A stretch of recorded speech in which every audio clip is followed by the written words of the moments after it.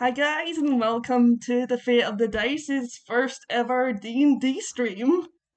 Um, we are now going to go around the table and introduce who's playing, starting with our lovely GM. Hi everyone, my name is Brian. Been playing D&D for as long as I can remember. It's quite a long time, probably over 20 years, starting it back in 2nd edition. Glad to be here, meet some new people, and play some more D&D.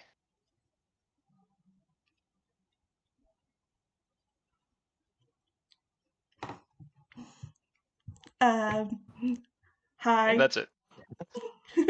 Hi, Nikki, and I'm going to be playing Afea today, who's a drow, she's a rogue, and a sorcerer.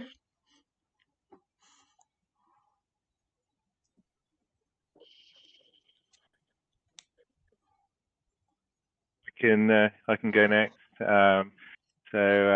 James here, been playing D&D and similar games most of my life. Had a bit of a hiatus over the last few years, but good to be back. And tonight I'm going to be playing Phineas Bartholomew Turen, better known as Fitbit, who's a forest gnome warlock. Hi, my name's Glenn. I've been playing D&D for about 3 months, so I'm a relative newbie, and I will be playing Gulag the Barbarian.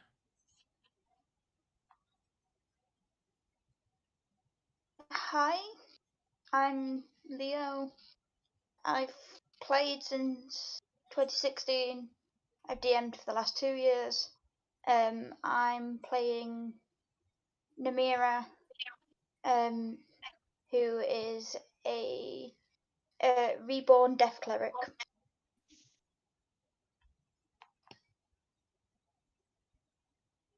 Hi, I'm Aries, and I've been playing D&D since my teens, so pushing 15 plus years.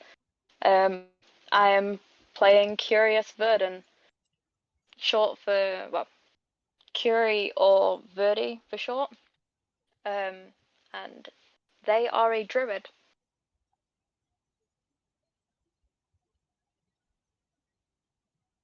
I guess it's finally my turn. Hello, my name is Vernon. I'll be playing Isrek Armorhide, Orc, or Bard with just a splash of Warlock, Culinary Master.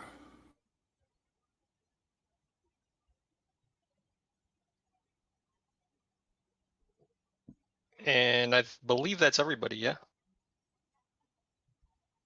Okay, yeah. Yeah. Cool. Well, to start today's one-shot, as I explained before, it is starting in the fledgling nation of Freedale, everyone being acquainted with each other, and part of the Freedale's, the Adventuring Guild of Freedale. You guys are come together for the first time, everyone within the same party, to begin a simple quest of just escorting a small trade caravan to the elven nation of Silverleaf to the south. After doing a bit of shopping, you guys start out your day meeting at the southern gate of Freedale and follow along the main road, Freeman Circle, until it branches off towards Silverleaf. About midday through, the sky begins to darken as a heavy mist settles in. Large fog banks begin creeping in from the sides of the road. As you were scouting ahead and around the trade caravan, the party begins to lose sight of their surroundings as well as the caravan themselves. As you wander around trying to get your bearings, the surrounding area no longer looks familiar. What was once bright green grass and clear skies is now replaced by brown and black dead soil with huge darkening banks of clouds overhead. The fog around you parts for a brief moment, and you spot a campfire in the distance. What would you guys like to do?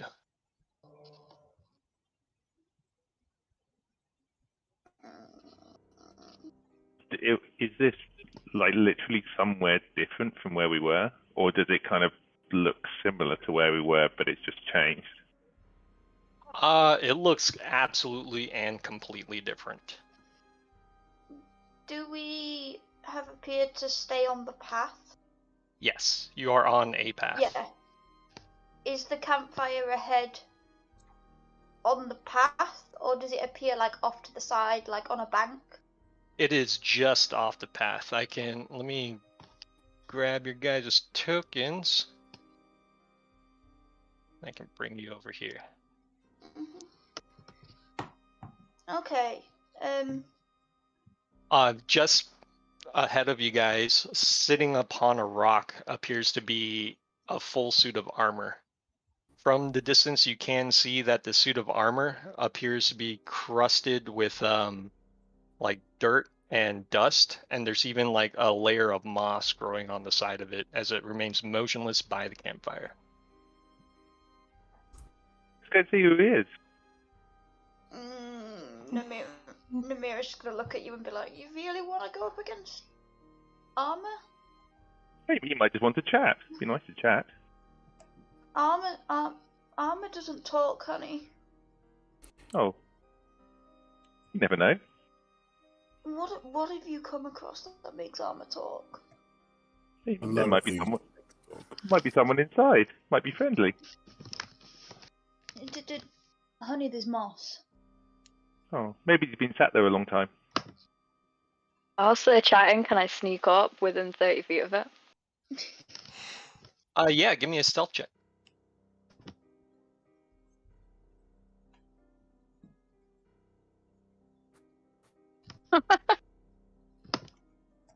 Six. Six. Come through. I did not populate roll 20. That's fine though. So with the 6, you do sneak up within 30 feet of it, and as soon as you approach, you see what appears to be a dim kind of golden light glowing within the helmet. As the head kind of creaks, you can also move your token to wherever you like. As the head of the helmet of the armor kind of creaks, and you see like dust and dirt kind of cracking and falling away from the from where it connects to the neck as it turns and directly makes eye contact with you. You hear a hollow voice from within. Ah, another adventure. I'm sorry to say that you are here now, but welcome either way. Can Slan- we all hear that? Yes. The position on the map would be accurate. You guys are about 75 feet away. So who's closest? Who's closer? Who crept up? That would be me.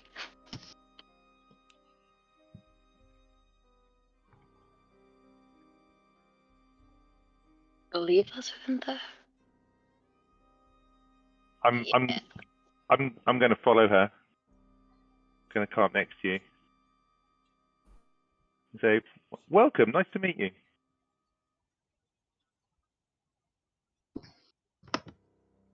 Yes, welcome indeed. I do not know how long you have been on the road. I have been here for quite some time. Come, rest. Join me by my fire. I'm going to look ahead at those who are forming, kind of wave to see if they say it's okay to approach. I'm just going to follow the crowd. I'm gonna stay where I am, but I'm going to send images telepathically to the suit of armor to see if like it'll be images of like where we were and like kind of like a snapshot reel of us getting to this point. Mhm. And then ask, where are we? You kind of hear a hollow chuckle from deep within the armor. He replies. We are in a land in between all other lands. The cursed land, I regret to inform you of. Unfortunately, I do not know where you hail from, as there have been many others. Time is a weird thing How here, long? too. I have no idea how long I've been here, but it feels like it's been ages. My party was sent here to stop a Lord Dominic within his manor. And what happened to your party? I do not know. They traveled north to investigate the manor. Yet I am a coward, and I remained behind. Perhaps this is my curse. So you don't know anything about that mansion, then? I do. What little information I have is that the manor is owned by a Lord Dominic. My party, the Bound Knights of Ilmater, were sent to stop and investigate rumors that were circulating of Lord Dominic. He was said to be performing evil rituals and rites, of what nature we do not know, but we were sent to investigate and stop anything that we may have found. Namira is gonna edge forward at evil rituals and rites, and kind of try and get a better look at him, because I'm assuming she can see that it's just like a glowing gold orb. It's like two glowing gold orbs where the eyes should be. And If she she's- kind of looks at him. And she's like, "You don't appear to have a body." She's going to move up. I'd like to actually kind of defuse the situation a little bit by going straight to the fire and then just preparing my cookie to saying, "You must be mad with hunger. Hello, my name is Ismark Armorhide, professional chef. Some call me the Bacon Maker." And I'd like to instantly just flourish and throw a slab of uncooked bacon right into the pan and let it sizzle. And let that be the way that I introduce myself to him. Oh, I like bacon. Namira's still got her head tilted at this guy because she sat there going, "You have no body. How are you living?" You just hear him kind of like turn his head towards Ismark and like, "Greetings, friend. Unfortunately, all food turns to ash in my mouth. Water does not quench any thirst I have.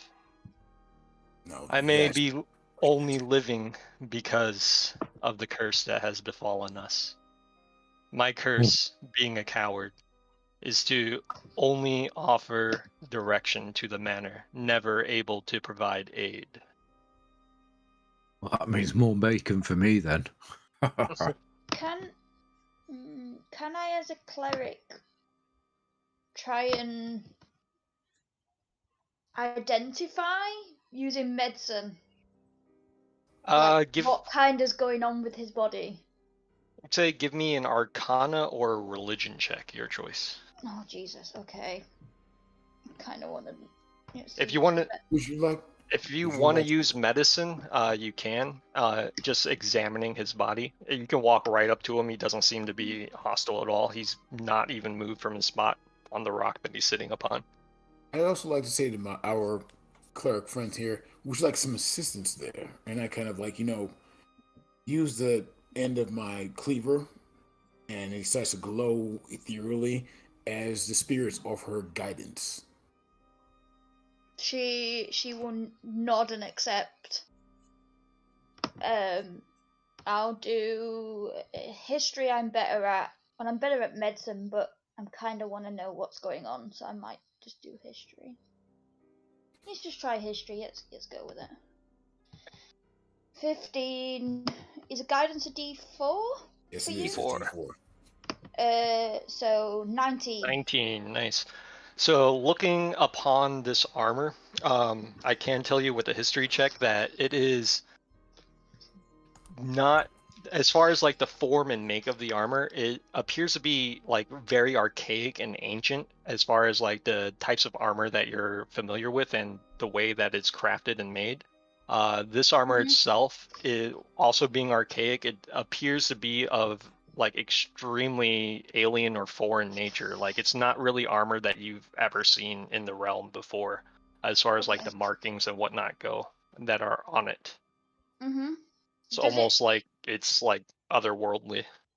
Does it appear to be old? Like, we're obviously fresh to this area, but does it appear to be a significant amount of time? Yes, it looks like this armor is like absolutely ancient. There's like rust creeping along the edges and webbing throughout it, as well as like the layer of dirt and dust and moss growing on it. It's definitely been here for too long. Quite a number of years. Yeah. Okay. Namira kind of tilts her head and she's like, "You're not from around here, or even this realm, by the looks of it. How long did you say you'd been here?" Too long to remember. Days blend to weeks, weeks blend to months, months to years. And you say the only purpose you have is to give direction to a mansion? Unable to aid in any other way, such as my curse. And with that, he kind of like reaches into the tattered cloak that he's wearing and pulls out a single letter that is stamped with a red wax seal, an emblem of a rose. An invitation to Lord Dominic's party. Excellent parties. I love parties. This will be exciting. What kind of party is it? Is it a fancy dress? I quickly throw that piece of perfectly cooked bacon right to him to get him to stop talking for a minute. Not trying to be rude, but then I say, "You say this is a party. Does this have anything to do with the curse that you find yourself in? What are the conditions for this curse?" Party is indeed a fancy dress party. If anyone knows Lord Dominic, knows the kind of affairs that he throws. The nature of the curse, I'm afraid I cannot divulge, for it is information that is unknown to me. As I have said before, my 4 companions are the ones that traveled north as I stayed behind. Attend a party. What kind of fancy dress? Nobles tend to join the parties of, or nobles tend to attend the parties of Lord Dominic. Very fine dress, furs and silks from lands far. Amazing. Did you or your party attend one of these parties? We did not, but we have heard many rumors of the parties themselves, as they were grand affairs talked about and gossiped about amongst the nobles. We attempted to let Lord Dominic know that we were arriving this night, but he ignored us and decided to continue on with his carousing. I'm gonna reach out and take the letter. Cool. You take the letter. It is in pristine condition. It is folded parchment within an envelope that is still sealed and unbroken. Do you think we should open this? Namira's shaking her head. Definitely. Let's see what's inside. The guy said that he does evil rituals and magic. You really think it's a good idea to open a letter from the guy? Evil rituals and magic can be quite exciting. I'd love to see what's going on. We can stay far enough away. I'm sure he doesn't mean us any harm. Let's have a look. Yeah, okay. I'm just gonna open it. Namira's stepping back. Is it first? Namira's stepping well back. While they're discussing the letter and examining it, Athea, do you want to do anything?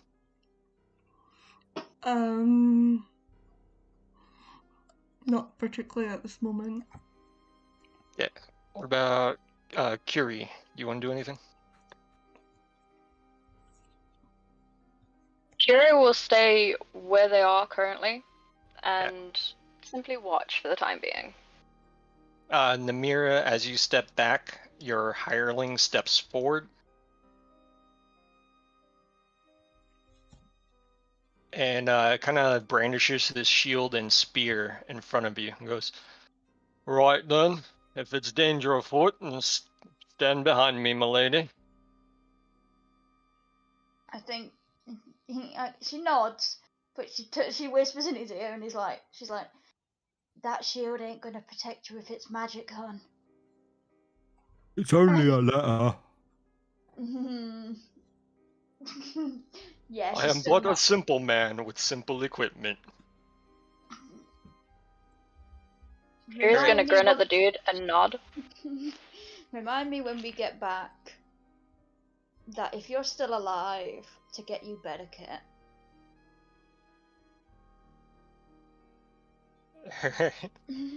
Gulag. So Yeah. Gulag's opening the letter, yeah? Yeah, with his big fists, like he's heroes. ripping. He's going to rip the letter open. He's not going to do it in a nice, gentle manner. He's just going to tear the top off the letter. Fitbit's going to try and peer over his shoulder or under his arm or whatever to see what's going on as he does it. All right, with that, as you tear open the letter, nothing happens. There's a folded card within it. See? Told you. Well, if that was anticlimactic. I'm going to pull the letter out now and unfold it. It simply reads, "You and your guests are cordially invited to Lord Dominic's manor for a night of revelry and carousing." It's an invitation to the party. Shall we go? You hear the hollow voice from the armor. "That's what I told you." Yeah, you did. That's right, actually. Yeah, let's go. I have a funny feeling we shouldn't, but I have another funny feeling we have no choice. Well, I'm going. Does anyone Me have too. a map? As you guys are discussing this, the banks of fog and mist part in the north. Oh, look at that. Has anybody got a compass? I have a Well, what I torch. said about being anticlimactic, I take that back. Well, it looks like we're going to have to go through that cloud. I don't fancy wandering into the mist. I'll ask the suit of armor. Is that the way? Is that the way to the castle or the manor or whatever? Indeed it is, my friends. The path north will take you to Lord Dominic's manor. Good luck in your quest. Perhaps you can lift the curse from this land. So let's go. All right. Curie's gonna get behind the suit of armor and try and, look down, to where you would see the neck. Just not touching, but whilst they've been talking, they've been creeping off around one side and is going to peer down into the armor.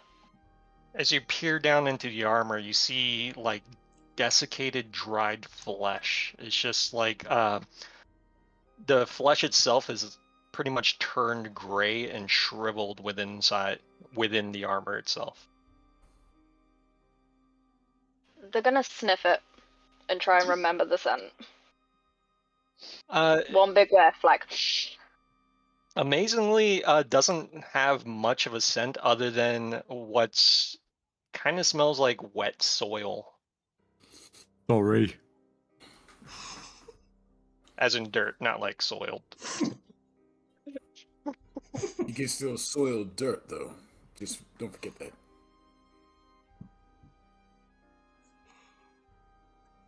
Awesome. All right. Also, Athea, are you riding your horse?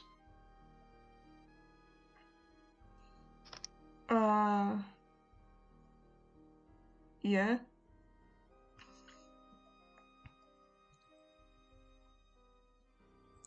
We'll just put that there. I'm gonna move these chickens Yeah, just somewhere else. chuck them off to the side. I don't need them yet. Yeah. Okay. You don't need like a train of chickens just following you everywhere you go. Yes, I do. That's my next character.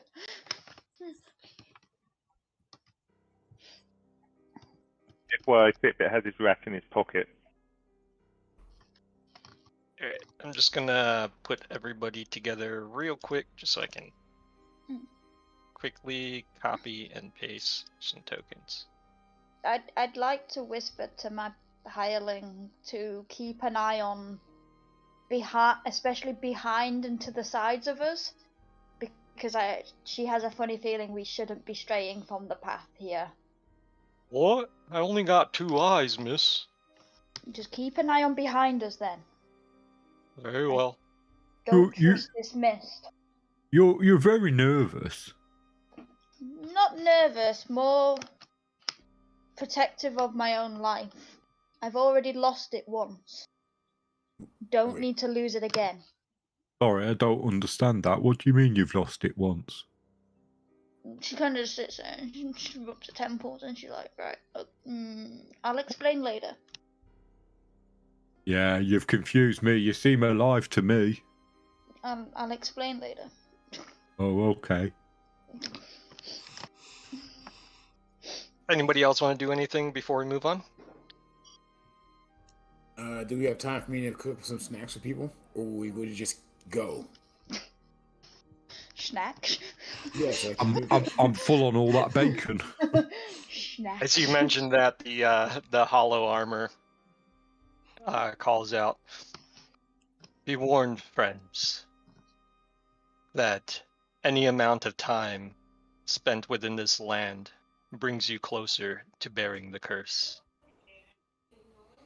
Okay, let's go. Yep, that's not concerning at all. Let's move. Speed. Cool. And as you guys, sorry, is there something else? No, just say, we're gonna head north. Cool. And as you guys head north, the bank of fog and mist appears to part in front of you and then close behind you until you reach a paved path in between the forest and trees. As the mist part away, you see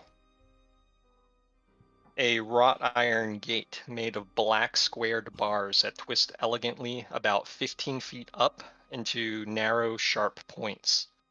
A well-kept stone wall extends to either side, with black iron bars crafted and spiked in a similar fashion. Beyond the gate, an opulent 2-story manor sits just past a lush and inviting garden. Sounds of laughter and music from a piano can be heard within the manor over the gentle bubbling of the white marble fountain in the center of the garden. Oh, look at that pretty fountain. I suggest that's all you do is look at it. How do you think we get in? Fitbit tries the gates to see if they're open. They are open. Gulag's That's gonna all we push need. open the gate. Yep. The gate just swings open gently. There's a small creak to it as they open up almost invitingly as you guys enter. Well, that opened easier than I thought it would, with it being apparently ages. Better get dressed Oh. for the party, hadn't we? Fitbit's going to use his glamoured armour to look like he's dressed in fur-lined robes and silk or whatever nobles wear. Cool. So there's a flash of just like pinkish magenta light as you guys look to Fitbit, and he's just like clad in just the richest deep blue robes with a huge like spotted fur collar around the neck. Look at Mr. Fancy Pants there. Ready for the party. Namira just looks at it and she's like, a little too pink for me. And she kind of just straightens out her outfit and then she's like, this is as grand as I'm getting. Accept it. Isrek just grabs his collar and pops it and then casts prestidigitation to clean off all the road dirt and grime completely from his body entirely.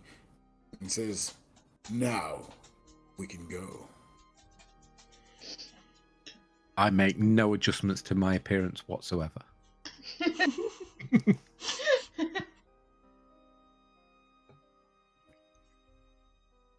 Perfect. Grace I'm will gonna. lean over to the closest person and sniff him, and then just lean back. And Wait, who are you start walking sniffing? towards the cabin. Whoever's closest, like, especially anybody that's just changed what they're wearing. I don't know if they still smell the same. Cool. That was in the mirror, right? Sorry, I'm still learning voices. No. No, that was Curie. It was Yes. Curie. Okay, cool. So yeah, Fitbit smells the same, essentially. Catch a little bit of a whiff of just like kind of a residual magic. Okay. All right. Athea, do you have anything you'd like to do before entering? Just gonna squish a little bit of perfume on.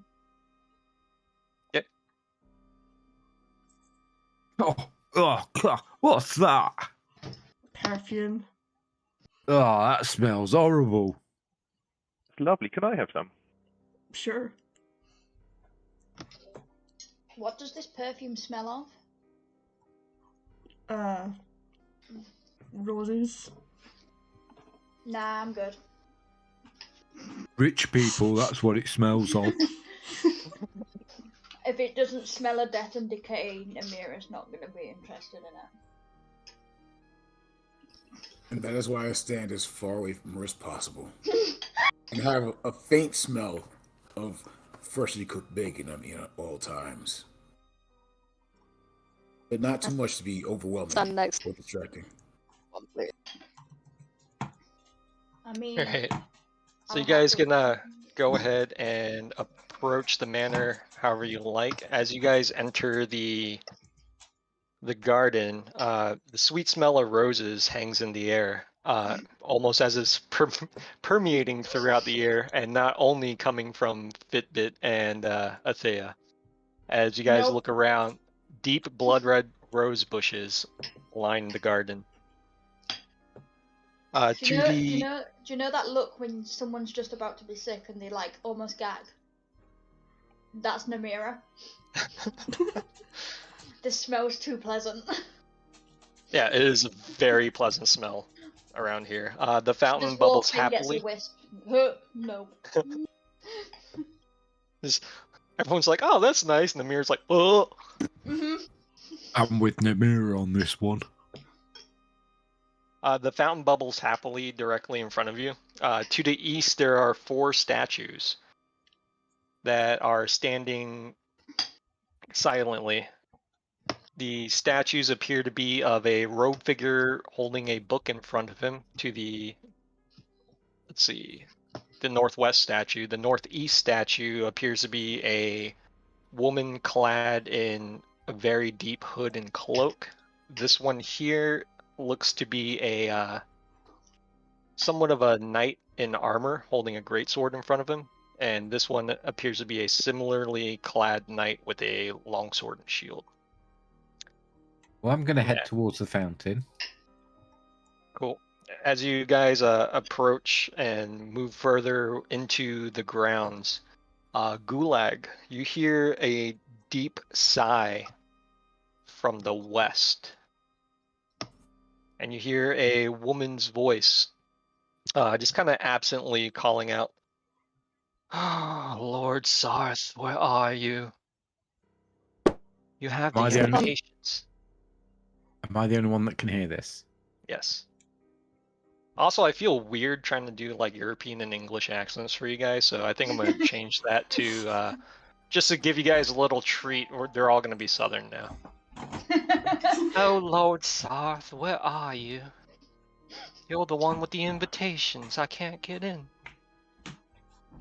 Did any of you guys hear that? No, I'm going to No. move up there to go. What did you hear?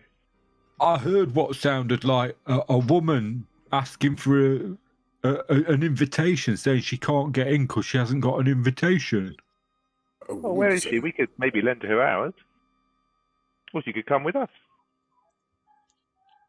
Well, I don't know who said it though. I just heard this voice. I'd like to look around. Where did it come from?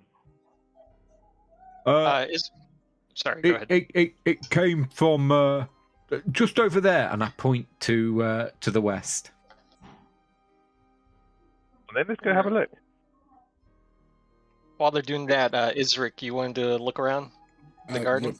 Actually, for the voice is what I was looking for. Just, they said there's a person speaking. I want to see who this person is. Cool. You guys start looking over to the west, just beyond the kind of like a rose hedge. You can see what appears to be a sitting area with what appears to be a noblewoman wearing blue robes trimmed in gold, sitting upon the bench, just kind of looking forlorn, her head in her hands. And as they do that, see Curie, Athea, and Namira. Would you guys like to do anything? I'd like to go and look at the statues to the east. Cool. Namira's not going to be bothered by a crying woman. She's fine. She's alright. It sucks to be you. We got an invitation. Yeah, pretty much. Kiri's gonna beat with the majority of. Sorry, what's Curie doing?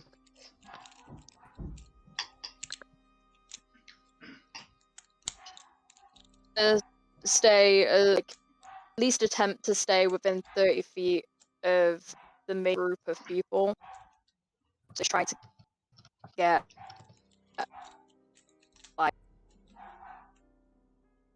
Your microphone keeps breaking up, Nikki.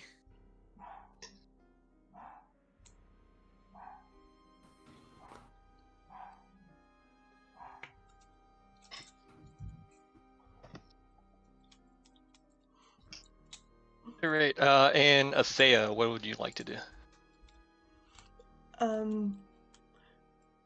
Just gonna kind of like hang in to the back of the party because I know that usually people outside parties don't take very kindly to drows. Okay. Alright, so let's see.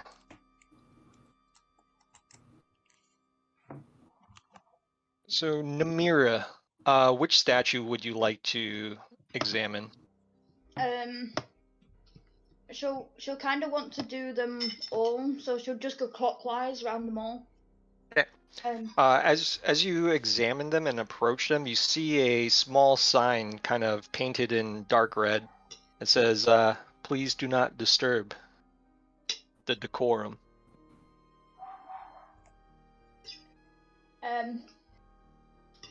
Whereabouts is this sign? Is it actually on the statue?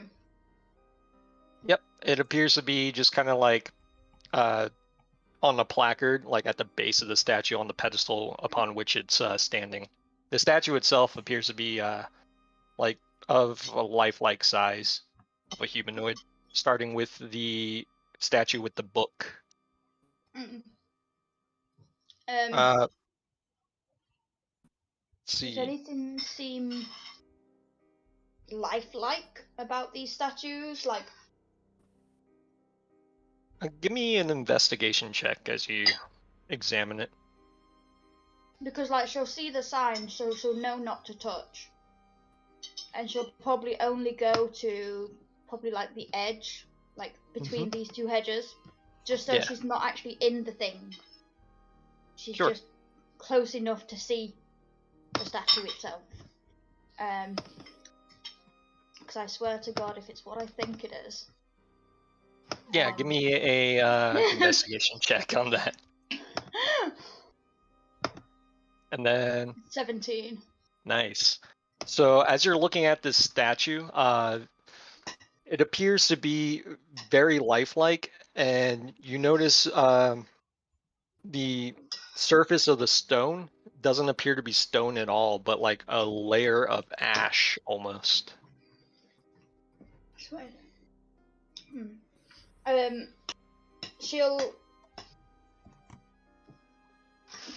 actually physically turn around to the statue and be like, 1 minute, I'm gonna go and check the others.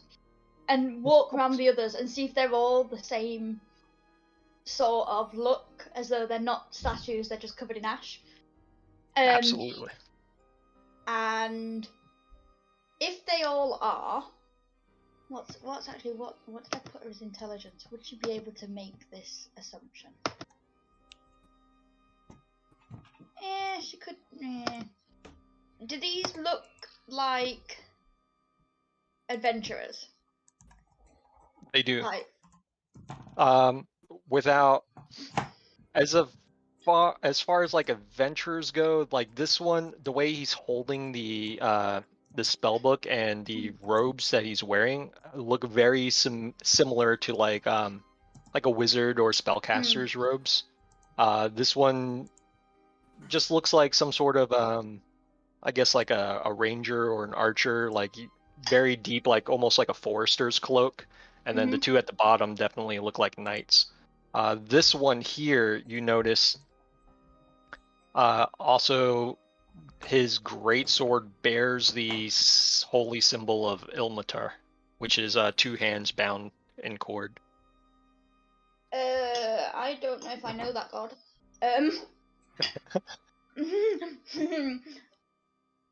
Would I know that god? Yeah, it's a pretty commonly worshipped god in Freedale.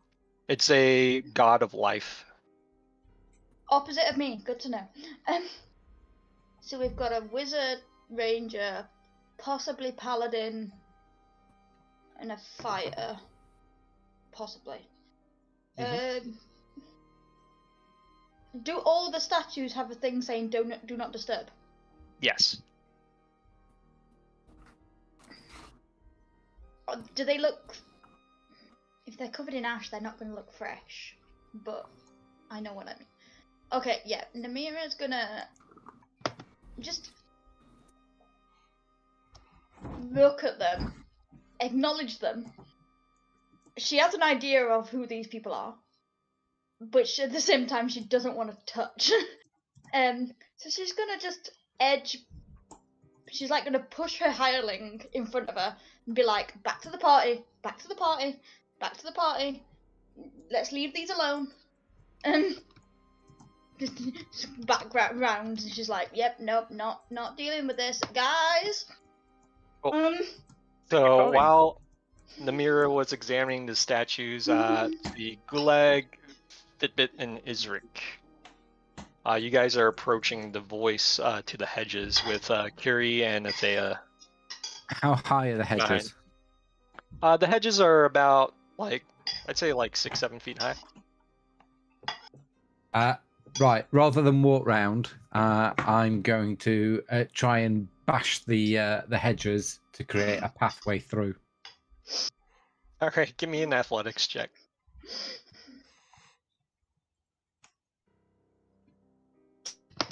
Kirill tug on Athera's sleeve, just 2 quick tugs, and telepathic. 10. Please say, keep together, safer. And try and bring them along a little bit closer, trying to keep them with the group. Yeah, I got a 10. Nice. Luckily, they are just hedges and plants. As you start bashing, what weapon are you using? I'm using my two-handed maul. Awesome. So you're just swinging this giant maul around, smashing through the roses and vines. One thing of note, as you're smashing through it, creating a small path, the vines themselves are still extremely thorned. And with every rose that is crushed and falls, there is almost like a splatter of a dark red liquid, very similar to blood. As you smash your way through, you hear the lady call out, "Oh my lord, what is that? What an entrance you're making, sir. I do not believe Lord Dominic would be pleased that you just smashed his prize blood roses." I usually find that the shortest path is the quickest. I believe in the time you took to crush those roses, you could have just walked around, my good man. I hadn't thought of that. I would like to race up there as fast as I can without messing up my clothing, of course, and instantly say, "Forgive us, ma'am. We're from out of town, and unfortunately, this is usually the way we introduce. It's not the usual way we introduce ourselves. So, first, my apologies for my friend Gulag. Can I have your name, please?" Of course, sir. My name's Lady Ava, and I'm waiting for Lord Sarth, for he is to be my escort into this party. Does the name Lord Sarth sound familiar to me at all? No, not at all. It is not somebody that you have ever met or heard of. Okay. Well, my dear, my name is Isrek. I'm a chef de cuisine, and these are some of my friends here, if they would wish to introduce themselves, of course. And trust me, I cannot guarantee that. I can guarantee I will offer no property damage while I'm here. Hello, I'm Gulag. The Fitbit's going to go up and sit next to her on the bench. Say, "Hello, really nice to meet you. Phineas Bartholomew Chewin, at your service." Well, it was a pleasure to meet you all as well. Say, you haven't seen a very handsome, knightly man walking about the road, have you? Not since I last seen a mirror. She kind of covers her mouth with her hand and chuckles at that. Goes, What does he unfortunate. look like exactly? Can you describe him? Tall, tan skin, rippling muscles, dusty blonde hair, piercing blue eyes that appear to look directly into your soul. As she's describing him, she gets this dreamy look in her eyes and kind of sighs heavily. Unfortunately, it appears that he is not going to be attending, and I'm stuck out here without an invitation to Lord Dominic's party. We're going. Do you want to come with us? Kind of looks down at you, Fitbit, and goes, "Well, I suppose Lord Sarth missed his chance." Fitbit holds out his arm so she can put her arm kind of in his elbow. So she kind of crouches down, goes, "Well, this simply won't do." And she kind of straightens back up and crouches down again and goes, "Well, then, young sir, if you're going to be my escort, then perhaps just a simple kiss is in order." As she leans her head closer, are you willing to give this lady a kiss? Do I get any kind of bad vibes from her? Like, this is a really bad idea. Give me an insight check. My experience of women that want to kiss as soon as they meet, yeah, it's never good. May I also No, do an insight check? she's yeah. Let's see. To you, Fitbit, she seems like nice and charming, and she just wants to, thank you with a little peck on the lips.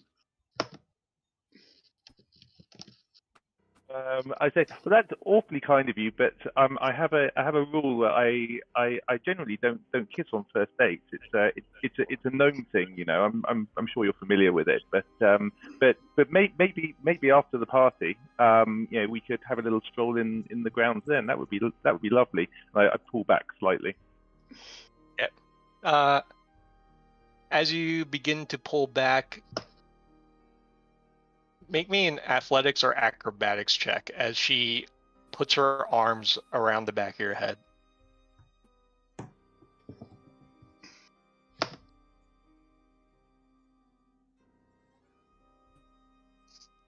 You pull back away as she hisses.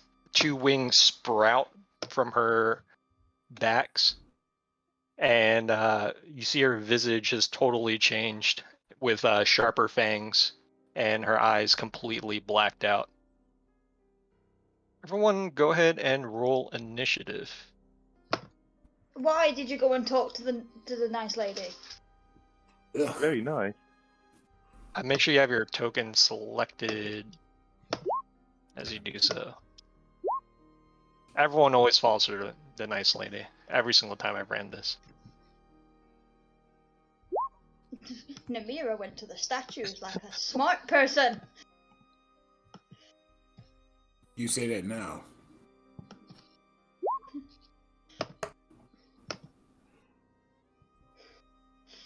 Oh, why am I going first? Because you're the smart person. Oh, why? I'm not.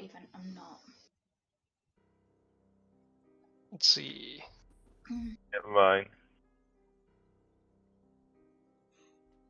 I am having technical difficulties. No problem. Just a moment, please. See. Did you get my Fitbit roll? What did Fitbit roll? I can add it in. 16. I think I didn't do something right. Yeah, you just have to have I your love how my tokens hireling's selected. going before Okay. me. That's why you brought him. That is his purpose. That's what you call top flight security. I mean, 2 gold a day gets you some top shelf stuff, So you guys have line of sight thanks to this nice hole in the hedge. So upon seeing the wings sprout out from the back, the hireling just like calls out, "Miss, there appears to be a fiend," and you see charges forward. 1, 2, 3, 4, 5, 6. He is going to double move and flank her with Fitbit. That's his turn. Namira, your turn. Namira's gonna yell out. 1 minute. Did I make this character with knowledge of fiend? Bear with. Did I do this? Oh yes, I did. She's gonna yell out, just don't kiss it.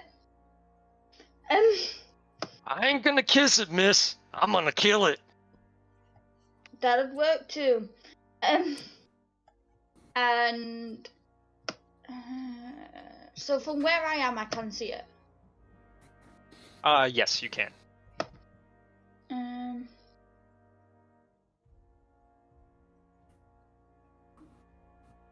Okay, I'm going to. Yeah, am I in? I'm assuming I'm in 60 foot of this thing. Am I actually in 60 foot? Yeah, I am. We're good. I'm gonna cast Toll the Dead. Alright. And I am gonna try and make, as much as it is the opposite of me, this heavenly gong sound to be as celestial as possible. She fails. Go ahead and roll damage for that. It's gonna be a D8 or 2D8. Yep. No, because it's a cantrip, so it's not got a level. Is it? Oh wait. No, Yeah, it is. it's- Yeah. Ignore me. Ignore me. 2d8 would be 12 damage. Nice. 12 necrotic. So you guys see her whipping her head around as the sound of like almost like church bells surrounds this succubus. She begins to kind of hiss and scream as you see like her skin sizzling for a moment. Leah's just gonna look at her and be like, maybe go back to hell? And she's gonna leave everything else of that because I'm not getting near this thing. All right, I'm Athea.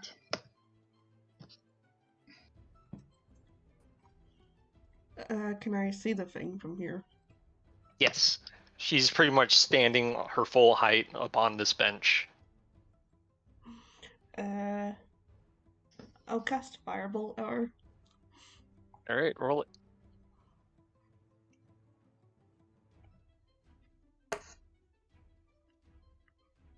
Why is the dice rolling so slow? Having the same difficulties. I don't know why it's rolled again. 19. Nice. 19 hits. So Firebolt hits her directly in the back of the shoulder. Go ahead and roll damage for me.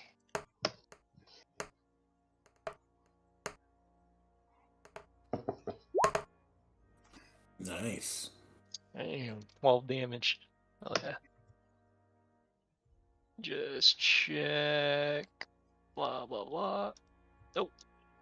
Sorry, that Fire. the rolls went funny there. You're fine.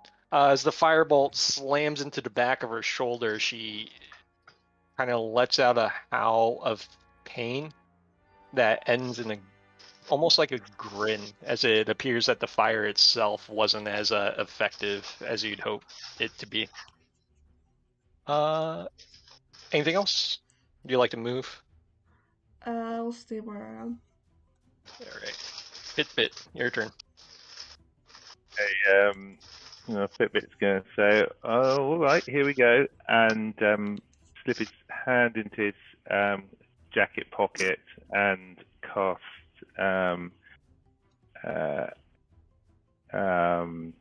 Eldritch Blast. That's his eyes roll up in his head slightly. Yep. Now, Eldritch Blast being cast within 5 feet, it's going to be at disadvantage since it's a ranged attack. Okay.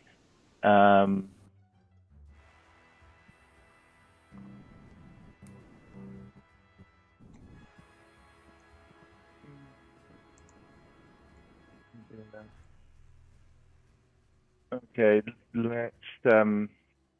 You okay if I do something different? Yeah. You can, with that new information, you can definitely change your mind. Okay. Okay, going to then just start kind of whispering under his breath very quietly, and cast Dissonant Whispers. Nice. Cool. What's the save on that? 14. Cool. 14 It's a wisdom. Wisdom, yeah. She fails. Go ahead and roll damage. So I think it for this is Let's see. Dissonant Yeah. Whispers. So I think it's 5d6 psychic damage, because 3d6 plus 1 for each spell slot level above 1. Yep. And So it'll be it's third level. 5d6. Yeah. So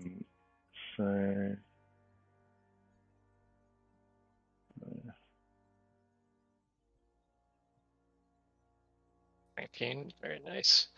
So you lean forward and whisper just in a chaotic tongue, magic infused through your voice, she screams in terror and uses her reaction to move as far away from you guys as possible. Let's see. She kind of heads down to the south. As she runs away, Fitbit, you can use your reaction to make a attack of opportunity against her. And the guard is also, if you have, I believe it's Warcaster, you can use a cantrip to do that. Yes, Warcaster, yes. So I can use a hireling- cantrip. Yeah, if you have the Warcaster feat. I do it.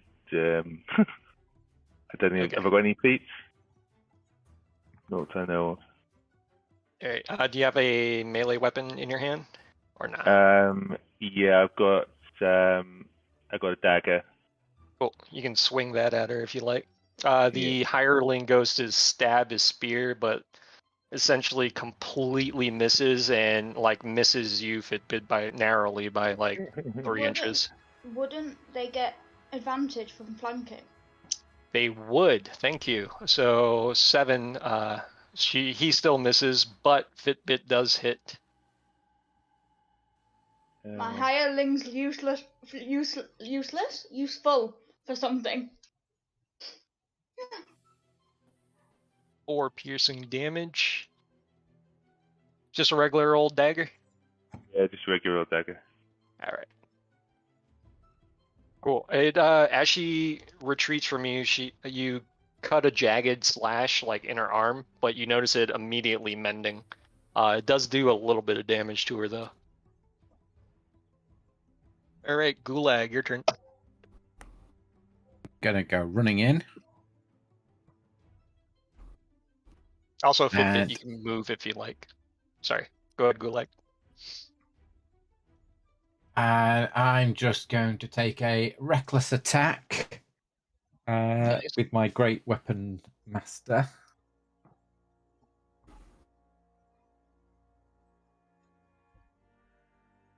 Alright, roll it.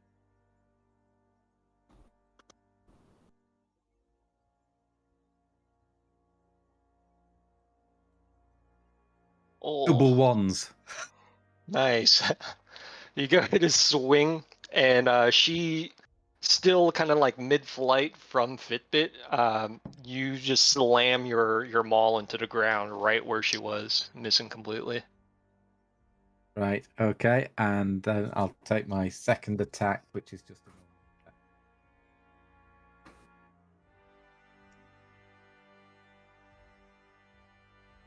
20 hits for a total of 15.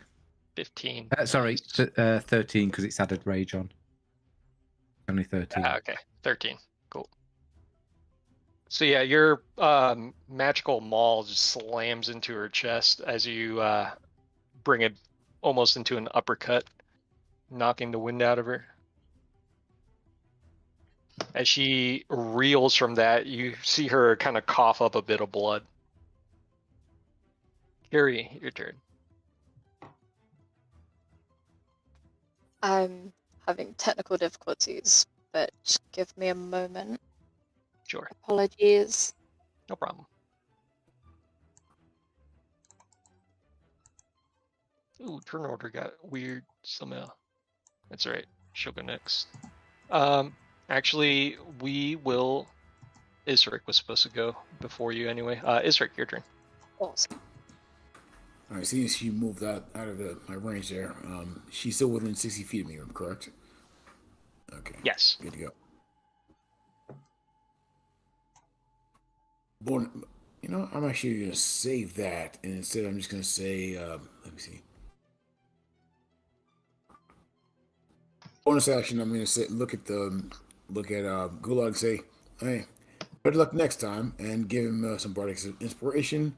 And while she's there, I'm going to move over here so I can get a good shot.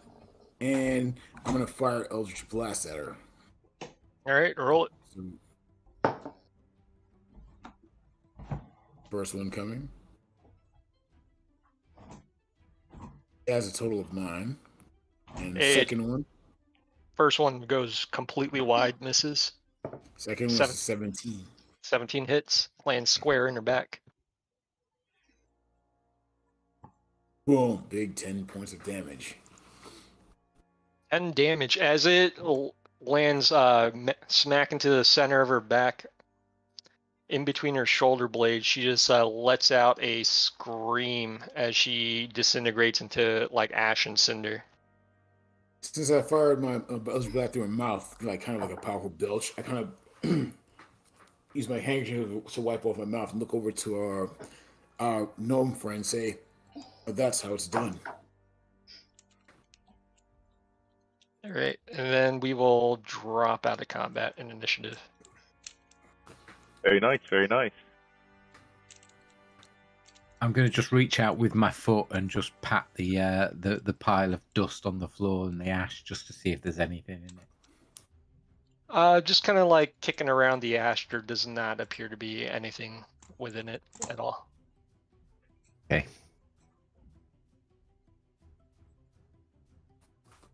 But that was fun. She didn't turn out to be so nice after all. All definition of fun, but I'm glad that no one was hurt, fortunately. I think we may want to worry about is what's going to happen when this Lord Salt comes and finds we cancel this date, so to speak. I think we did him a favour. Yes, I think that's probably true. Yes, but who dates one of those? What was that? Someone tell me, what was that? Namira's just gonna pop up and be like, that was a fiend, honey. A what? A fiend, like a devil. Oh. They're from Helms.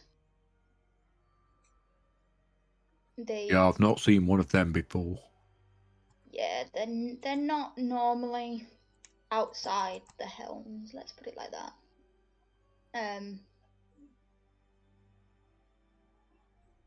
But yeah, they have a nasty trick of luring people to death through looking pretty. So the fact she was here, does that tell us anything about where we are? Well, the armor said we were in a place between planes, which would make sense to why she'd be here if multiple people could travel across planes, which means we might encounter more, or we could start encountering pretty much anything. I have a funny feeling this is not somewhere safe to be, but I did think I found the armor's rest of the party. Really? Where? Do you know the statues to the east? Pretty Yes. sure it's them. They ain't statues. They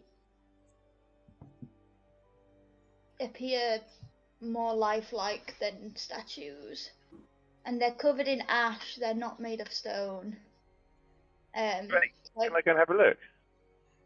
Namira will happily go over with you to show you what she means. I'm going to go over as well. She will just point out the sign that says, like, do not touch. I will carefully stay with the party because being by myself is not a good idea right now. As I go past the fountain, I have a look in. Do I see any coins or anything in the fountain?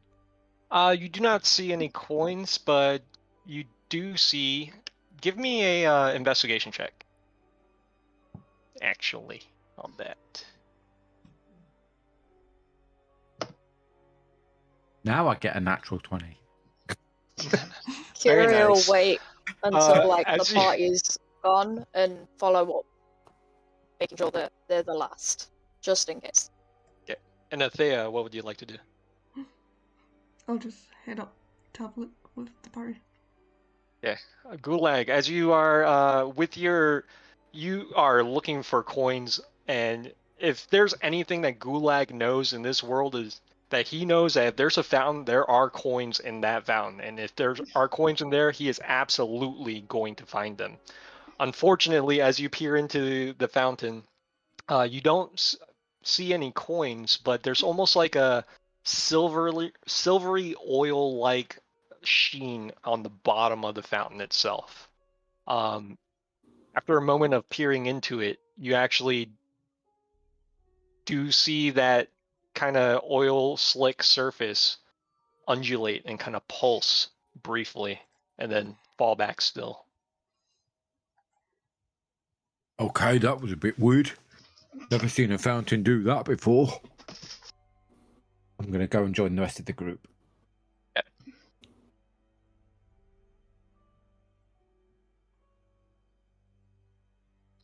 Namira's just going to be stood there, like, explaining, like, there's a wizard, a ranger, a paladin, and a fighter. The signs all say, like, do not touch, but as you can see, these appear very lifelike, and that stone-coloured thing is ash. That's not stone. So, I think they got a curse which turns them to semi-statues, almost? Maybe we should go and touch them, see what happens. Yeah, That's what I was thinking. I ain't touching that. There's a sign that says do not touch. I won't touch. It's just too tempting. Okay, maybe let's touch one that if it comes alive, it's not gonna batter us black and blue. So maybe not the wizard or the paladin or the fight. I'd say the ranger. This one. Ouch. Yeah, take note, Wizards of the Coast. The ranger is the weakest one. I'm just thinking like a wizard can cast fireball. And like just up like within 30 feet of the ranger and ask alive or dead telepathically. What are you doing with it? She'll step up within 30 feet and ask alive or dead telepathically. Ooh, okay, cool. As you connect to it telepathically, you just hear a woman screaming in pain. Kira will cover the ears and just like, nope, not today, and step back to Aethera, and we'll look at the others. That one screams. Inside their head. Screams. Really? I mean, if it screams, it's alive.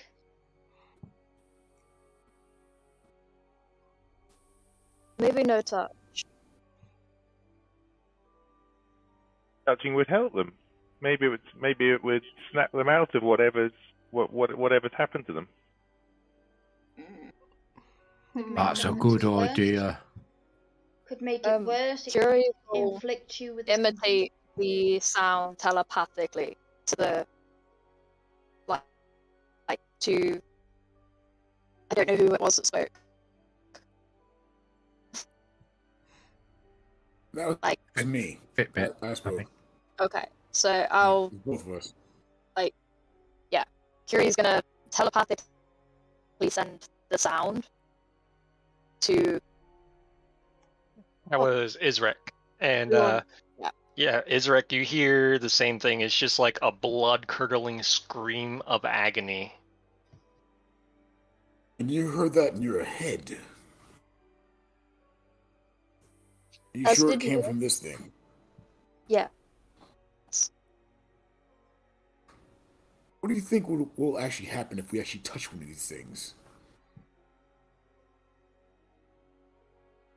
Maybe more pain for them. Next question. Who did this to them? Do you think we can track this person down? Kiri will kind of rock from side to side and then look up at the manor. Maybe in there. I guess it's time for us to go speak to the management about this place. Are we going to go and touch one of these statues or not then? No touch. This way. And Kiri will take like just a little step back towards the fountain. Fitbit will say, "Oh well, very well. Given that the last person we tried to talk to didn't turn out to be very nice, maybe we should just go on and leave them for now." Very Can well. Mira try and almost rack her brain to see if she can think of any evil, in quotation marks, ritual that could almost entrap someone in their own head? Give me history or arcana, your choice. I feel like I got lucky last time. I feel like I'm not gonna get that lucky again. One way to find out. History. Yeah, no, never mind. She thinks and she gives up and she just like, yep, I'll keep thinking on it. Isric will again walk up to her with his spooky blade and say, "Would you like to try again?" And she kind of looks at him and she's like, let's delve into my head and try again. Come on, one of you must know something that could help her out. And he kind of taps the blade a little bit as it does a smoking glow again, and again you get guidance. Do you want me to just roll it again? Yep. Yeah, if you guys want to spend the time. Nice. 17 then out of the D4. 20. So you've heard of something similar that you can kind of like, you first start thinking about it and you're like, all right, turning people into statues? No. Isric kind of comes up, offers guidance, and then you go, oh, wait a second. There is a story that you've heard of great and powerful and magic users using this as almost a form of torture, where essentially the ash is used as a focus to essentially cause an illusion of immolation upon somebody.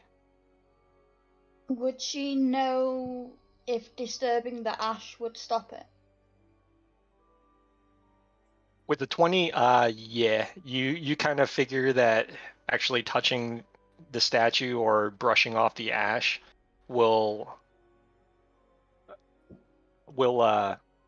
kind of break the enchantment. The Mira's gonna look at. Was it Isrek who gave her guidance? Actually, it's the ghost over her shoulder that's speaking to you in your ear and helping you out a little bit. Namira's already got plenty of voices in her head. She doesn't need any more. Yeah, apparently you did. She's just gonna turn around and go, guys, I think I know how I can fix it.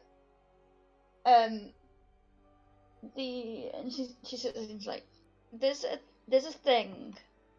Don't ask how I know this, but there's a thing.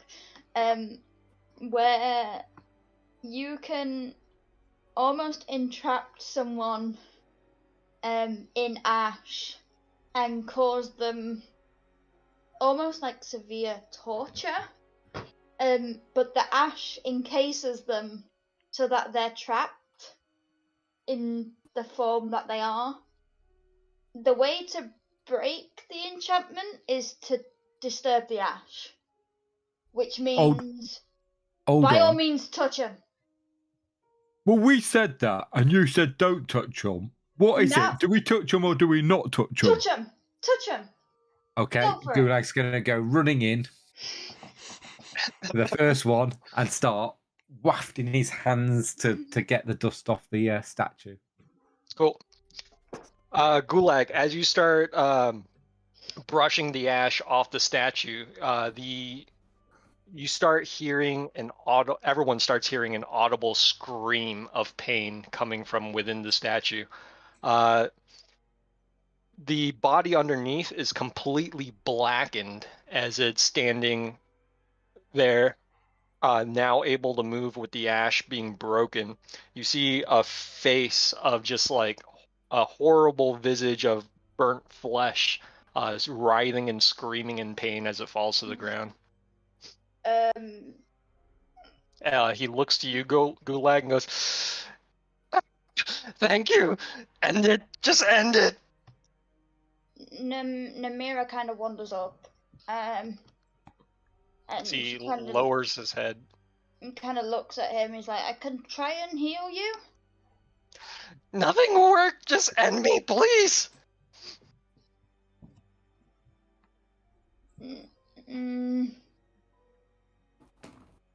Namira kind of just look at everyone to see what their kind of reaction would be, because it wouldn't be the first time Namira's done a mercy kill, but she wouldn't know whether that's suitable in this situation. Gulag's got a look on his face that says, given the opportunity to kill something that's asking for it, game on. Okay. Fitbit says, well, you heard the man. She kind of looks at Isrek and Curie and Athea. Actually, first thing I'm gonna do is actually look at this guy and say, do you believe in any gods or any spirits or anything like that? In between pain cries, you hear one word, and it's just Ilmater. And I say, in that case, dream of Ilmater and sleep, and dream of sheep as well. Sleep. I cast sleep at first level. He drops. The body drops to the ground, fully asleep. And as he is asleep, I kind of walk up, gently take a hold of his head, lift it up, and wrap my arm around his neck, and put him in a full figure four, and rear naked choke and squeeze on him until he passes completely out. That way he goes out quietly, and I don't ruin my clothing either. I mean, Namira was willing to stab him, but okay. Well, I was ready to crush him with my maul. He says, "Come on, people, as he's twitching, be civilized. You suffered enough as is." Namira just pulls this scythe out. She's like, "Could reap his soul. That way we'd know it'd go to the god it's meant to." Just not to yours. She's gonna grin. Nice big, toothy grin. Pointed teeth.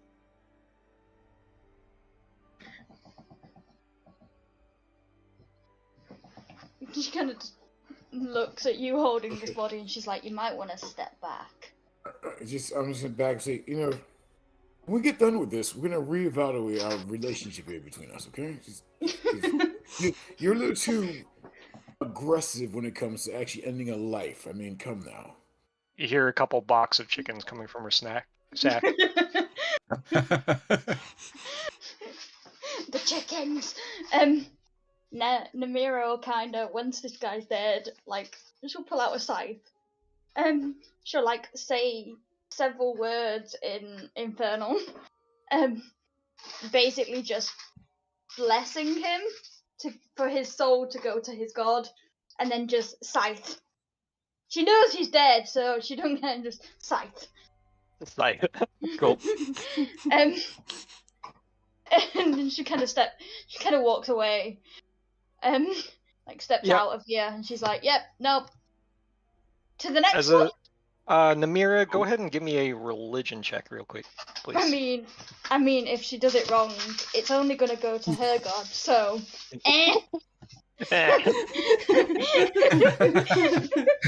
It's a win-win. Yeah, we'll be fine. 21. Nice. You as Namir's scythe passes through the body, you guys see a flash of kind of like greenish light, and all of you that were standing within this hedge just kind of hear the same voice quietly whisper, and fades. Namira's just now very eagerly stood, and she's like, "Should we do the rest?" Yeah, that was cool. Just proceeds to go around all of them. Does the exact same thing. Obviously, I'm only doing this out of mercy. Yeah, we'll do that. Because they seem to be suffering. I mean, And it's not. I don't like people suffering. Namira's gonna kind of stand there, and she's like, "Well, it's kind of a form of torture. It's not meant to be pleasant, but yeah, we'll count it as mercy killing." I'm still for the sleeping and choking, but not the stabbing part and bludgeoning with the weapons. Come now. She kind of looks at him and she's like, "You realize all I'm doing is sending his soul to his god." Yes, but it's how it's done as well. I mean, it's just, euthanization is so much better than just me to do it? reaping. Like I said, I put them asleep, and I woke up, and then, I choked them. So, like, don't ask me how I know this works, but you just choke them when they're sleeping, and they pass out, and they don't feel a thing. There's no pain. Exactly, he won't feel me reaping his soul. But stabbing him. It doesn't make the body any less unholy. But I just help the soul move along. Otherwise, the soul can sometimes get trapped, and that's how you get ghosts. Trust me, unfortunately, I know a little bit too much about ghosts. But I'm just saying, just how you ease their passing is important as just helping them transition. She see what I'm kind of saying just here? stands there, and she's like, The "I know," violence. which is why I'm letting you kill them first. Oh, okay. I could do it while they're alive, and trust me, that's a lot more painful. A lot How more many times screaming. do I have to- A lot How more much scream. How many times do I have to cast sleep? Bit said, we absolutely should put them out of their agony, and this is all fascinating, all these different techniques. So should we get on and do it? Namira just kind of stands there and she's like, he's got a point in terms of how many times he can cast it. Maybe we should go in, deal with the issue, come back, and then deal with it. I'm fine with that. Deal with it on the way back. Here's a thought. Why don't we cut their heads off before we get rid of the ash?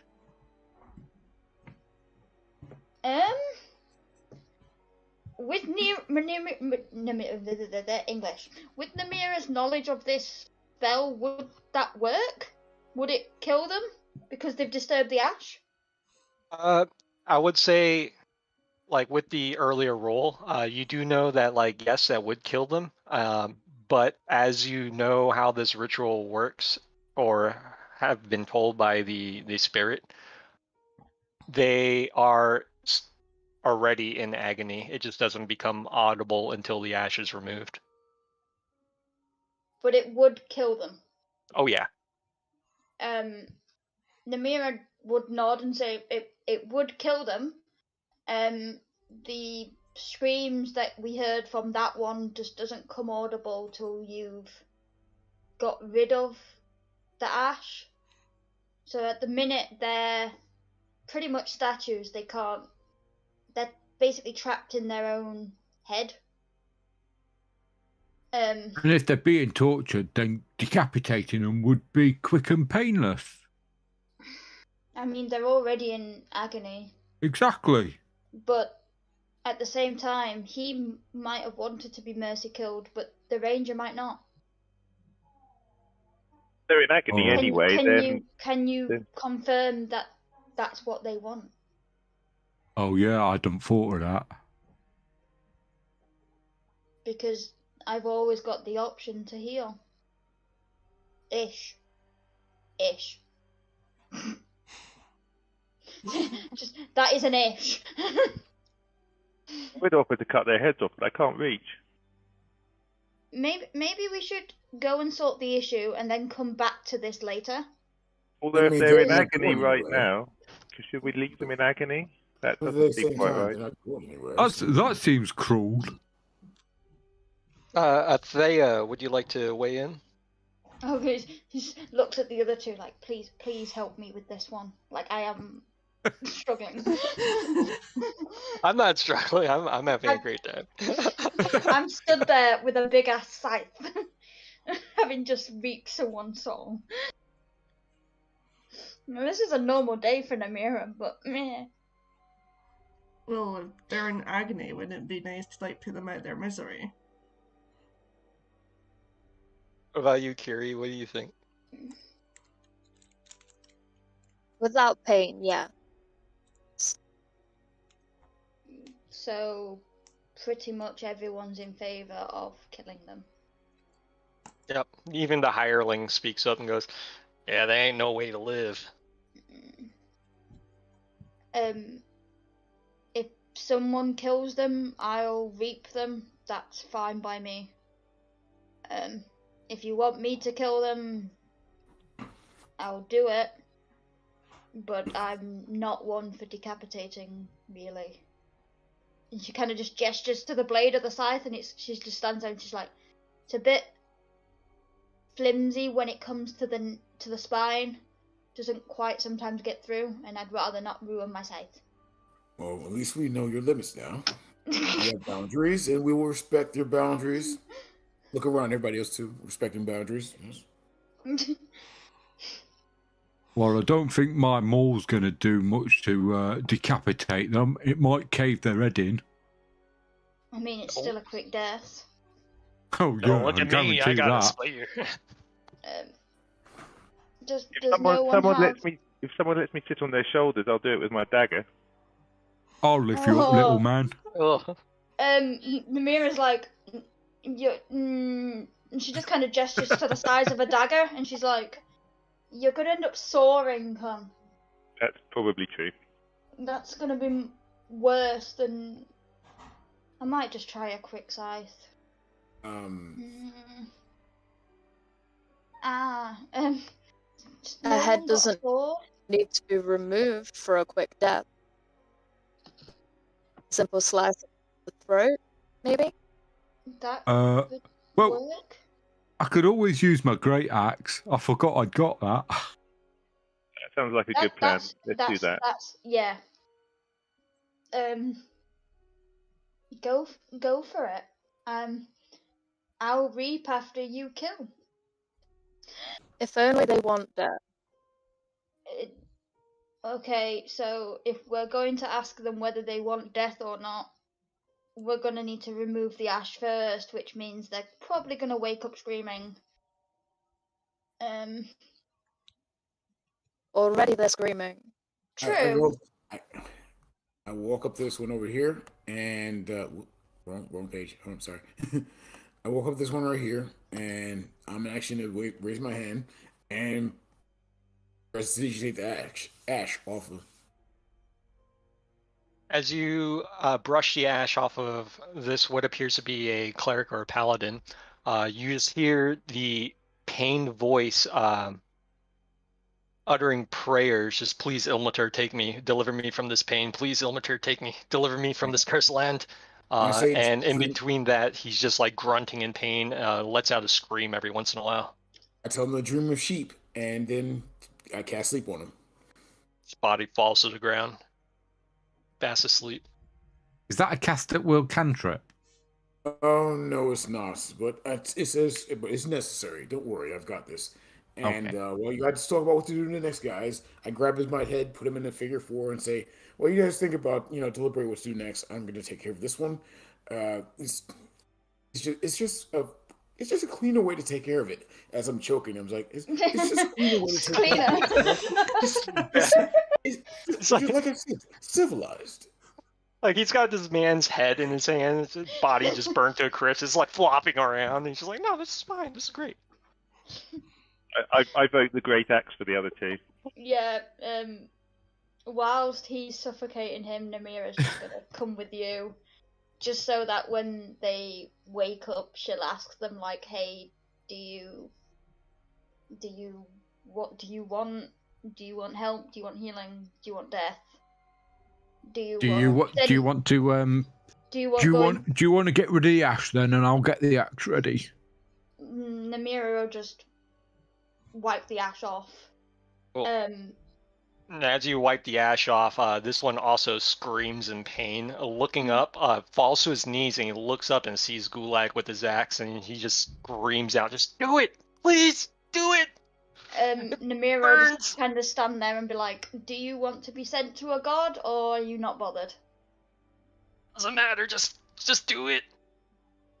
She'll kind of just nod to Gulag and be like, just get it over with. I raise the axe up nice and high and give it a nice hefty swing. Well, bringing the axe down directly onto his neck that he's leaving exposed, the head falls away completely. This one, because they didn't specify which god, he's going to my god. Again with her enthusiasm. As she just swipes the scythe again, she's like, "Yeah, this is fine." Right, next one. Very matter of the fact. Okay, next. What a great day! Next one. She wipes the ash off. This man falls to his knees, screaming in pain, calling out for Ilmatar, asking, "Ilmatar, where are you? Why are we so cursed in this land?" Namira will kind of get down on one knee in front of him or her, and just say, "I will ensure your soul will go to him." He just screams in pain in response.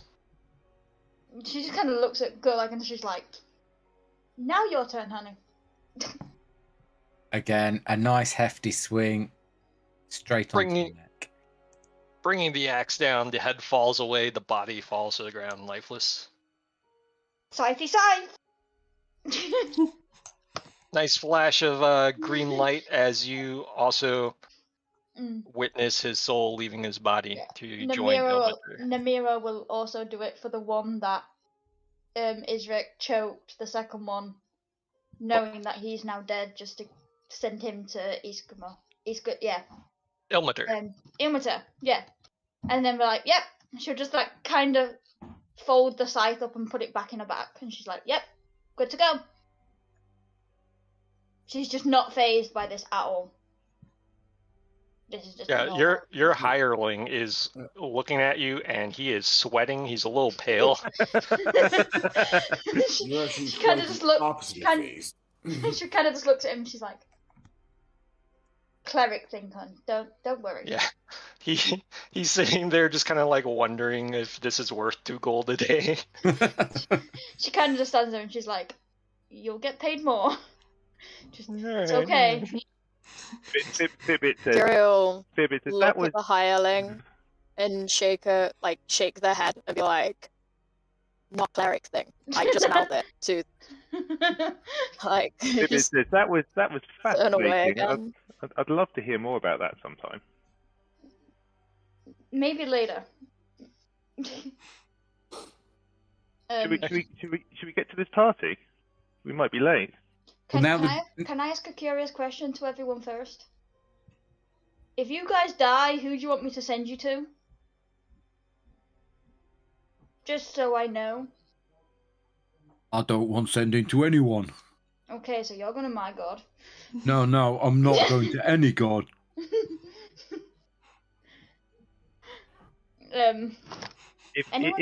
If I die, I have a feeling I'll be on my way to the place I'm going before you get a chance to send me anywhere. Fair enough. Nancy,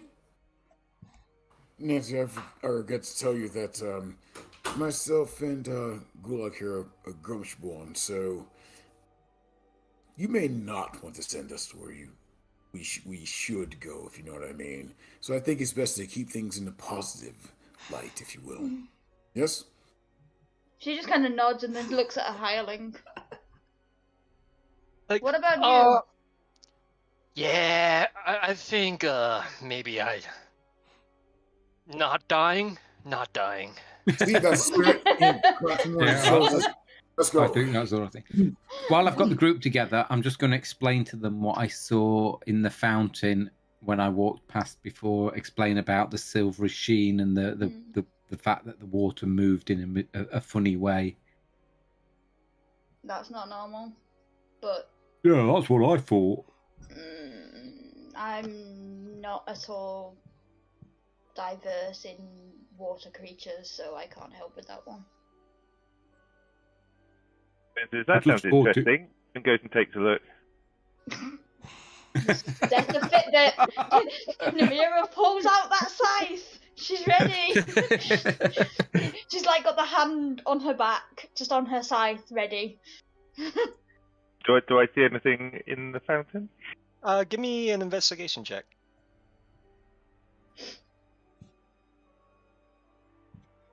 I hate that it says Dungeon Master is rolling hidden dice. You're welcome. Oh, nice roll.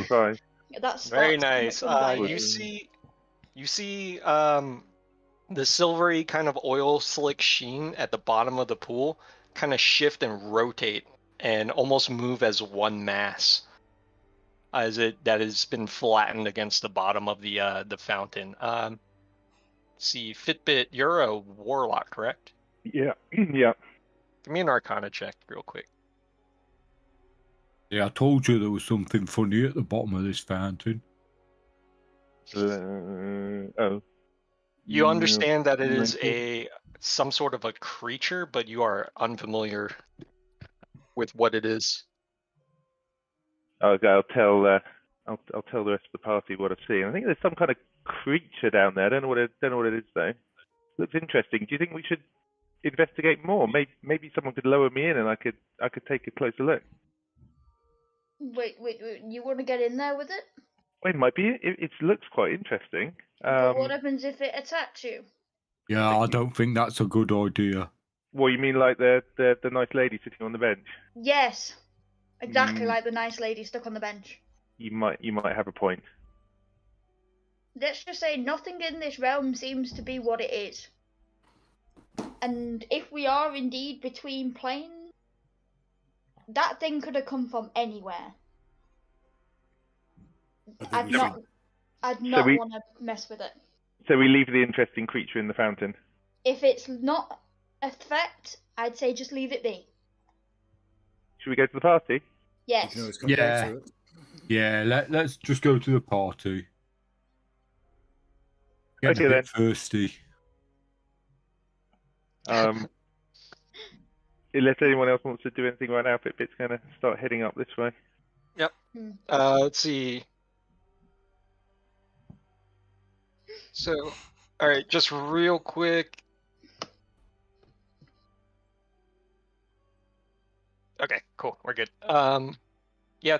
Would anybody else like to do anything else in the garden? I'm good. Nope. Cool. Looking at the manor before you, it's a 2-story manor. There's a little bit of a overhang, a balcony right here, and then also another balcony on to the right. Directly in front of you, there is a large set of double doors, stained a very deep, dark red, and carved intricately. With invitations in hand, Fitbit, as you approach the door, it just silently creaks open, revealing the foyer beyond. Hey guys, look, they're expecting us. Come on, let's go.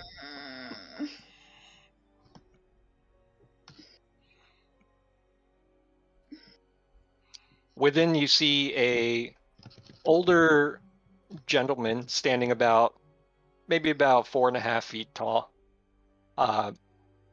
Standing next to the side to the right, a bunch of racks with coats and cloaks behind him. My cloak's staying on. As he sees you guys outside, noticing the door's open. Welcome to Lord Dominic's manor. Come in. Please follow all the rules assigned by the armor, and please do wipe your feet on your way in. May I take your coat? I haven't got a coat. I'll keep mine on, thank you very much. I assume I can't Uh, probably detach the costume from the armor. As you step in, he pointedly looks down at your feet. The dust and dirt from the road still collected on your boots. I think except for Isric, who prestidigitationed all that off. And goes, please wipe your feet before moving along. Okay, give the feet a wipe on the mat. He kind of smiles and nods. May I take your coat, sir? I find it a bit chilly. I'll keep mine on, thank you very much. Very good, sir. Invitation, please. Have I got? Who's got the invitation? I've still got it. I tucked it in my belt. Who's got the I'm gonna- invitation? Show the man. I'm gonna pull it out of my belt and hand it to Fitbit. I'll take it and sort of wave it at the man. Here you go. Kind of. You handing it over to him? Did he seem to want to take it, or did he happy just? Yeah. He has his Okay. hand out. Okay, I'll pass it to him then. Cool. He takes it. Looks over it. Looks over at you guys, just like, very well. Party of 5 then. Wait, five? Have we- Kind of looks past, so peers out the door. 6, 7. Party of 7 then. Very well. I kind of Enjoy- Fitbit shouts down the steps. Are you guys coming or what? Namira just links arms with her hireling and just pulls him really close, and she's like, "You stay with me." What I get paid for, ma'am? I heard it. Kind of starts sweating a little bit more. Gave this guy full emotional trauma. It's fine. All right, thanks very much. And Fitbit starts just wandering forward a bit again. Let's go. Where's the Gulag. party? This way. Yep. You guys see a door to the north. Gulag, did you wipe your feet? Nope. Cool. Namira will wipe her feet. As soon as Gulag steps past without wiping his feet, the rug underneath his feet starts coming into motion. What's your armor class? 16. 16 with advantage. 22 hits you. The rug immediately leaps up and wraps around Gulag completely. I just look over. Is the maitre d' still there? Is the attendant Yeah. still there? Yep, he's still there and goes. He kind of like, he still has, his face is almost like frozen in a smile, and it hasn't changed the entire time. Just kind of looks at you guys and goes, yep, should have wiped your feet. Namira, I look at him and say, Attacking. release him, and then he'll wipe his feet. I do apologize, sir, but that bit of rug there is not under my control. And that belongs to Lord Dominic. I Namira just. prestigiate his boots. I prestigiate Gulag's feet for him. You will be clean. Cool. His feet kind of like sticking out, and say, cast prestidigitation on Gulag. Mm-hmm. And kind of cleans off his foot. It's gonna take about a round though. Sorry, Gulag. You are smothered and take 7 damage from that. As soon as Gulag's feet are clean, the rug falls back to the floor and readjusts itself into position beyond the door. Namira is gonna very eagerly clean her feet. She's gonna make sure them feet are clean. I say to him, Gulag, and I'll patch you up later. But for right now, let's not cause more problems than we need. Yep, the attendant kind of pipes up and goes, manners are very important to Lord Dominic. Advice? Gulag's got to look like he wants to go and rip 10 barrels of crap out of the rug now, and the others can see this look on his face. Gulag, no.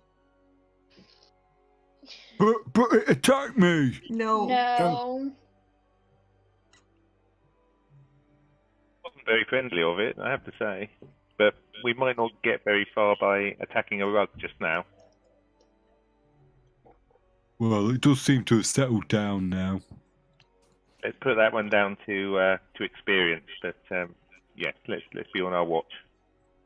Took me ages to gather all that dirt on those shoes, and they got rid of it. There's plenty of I dirt promise outside you. for when we leave. I promise you more dirt if you want. If you want more dirt, I can give you more dirt. Sound good? Yeah, okay. Okay. Dirt for Gulag. It's on my list. You know, all I'm picturing is the guy from Atlantis. The one that's like, you disturb the dirt. You disturb the dirt. Oh, that's Mo, isn't it? Yeah, more. That's all I've got in my head right now. It's just him as a slightly more civilized individual. I just don't like clean and new things. It just looks like they've not been used, and things need to look like they've been used.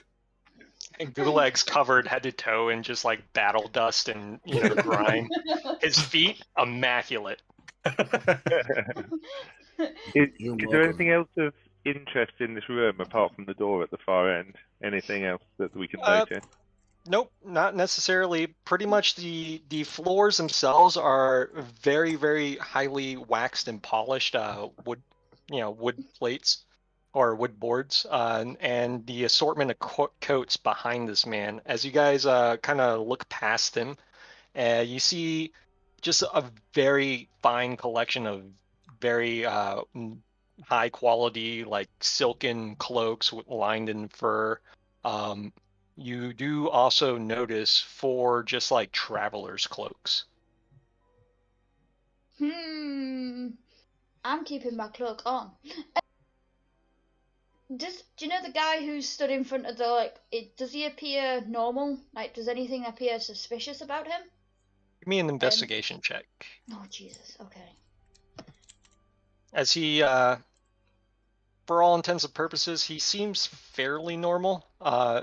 Just kind of dressed in a tight-fitting black suit with some coattails. Appears to be like an attendant or butler of some sort. Investigation. Yep. Yeah, no, he's normal. he's completely fine. If anything, like his smile on his face has not changed at all, but he's probably just really polite, very good at his job. Yeah, I'm not delving into this one. Fitbit's going to try the door at the far end of the corridor. It appears to be unlocked. The fine gold-plated handle clicks open. If you'd like to push it, push the door open. Push the door open. As you open, you hear the sounds of laughter and piano music coming from the east. As through the door. Yep. As the door opens up into what appears to be a large ballroom. A floating chandelier, as well as numerous sconces on the walls, illuminate the room itself. And within the room, you see a number of ghostly figures that appear to be in a dance currently, just kind of moving clockwise around the room. Oh, Namira's itching for her scythe. As you enter, the suits of armor on either side of you call out in voices that simply state, "Please do not disturb the guest during the dance." There's a door to the right, to the west, or I'm sorry, to the east here. Pretty much all of these are doors that are currently shut up here too, directly across, and a fireplace crackles quietly on the eastern wall, emitting a warm golden light as well. Where did the laughter come from? I'm sorry? Where did the laughter come from? The laughter appears to be coming from within this room, as all the ghosts that are currently rotating clockwise around the room are kind of laughing and appear to be just having a good time. Looking at the ghosts themselves, there seems to be a number of different noble men and women in dance. Namira's gonna look at Isrik and be like, "This is what happens when you don't reap souls." This Now is can also I what start happens when you swinging? do reap souls for yourself. And I'm not going to stop you. I want to start swinging. So Fibbit Gulag's- goes to try and talk to one of the suits of armor.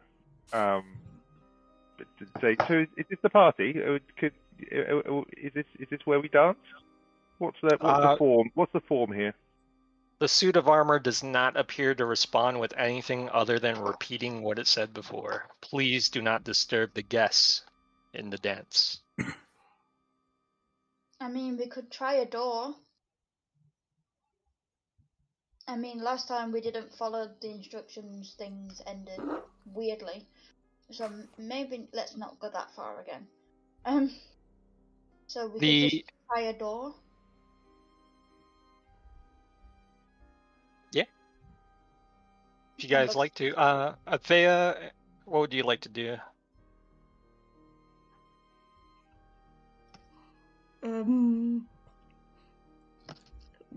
Sorry, which ones are the doors again? All these little brown squares at the edge. There's a door here. Pretty much all these guys, if you can see them.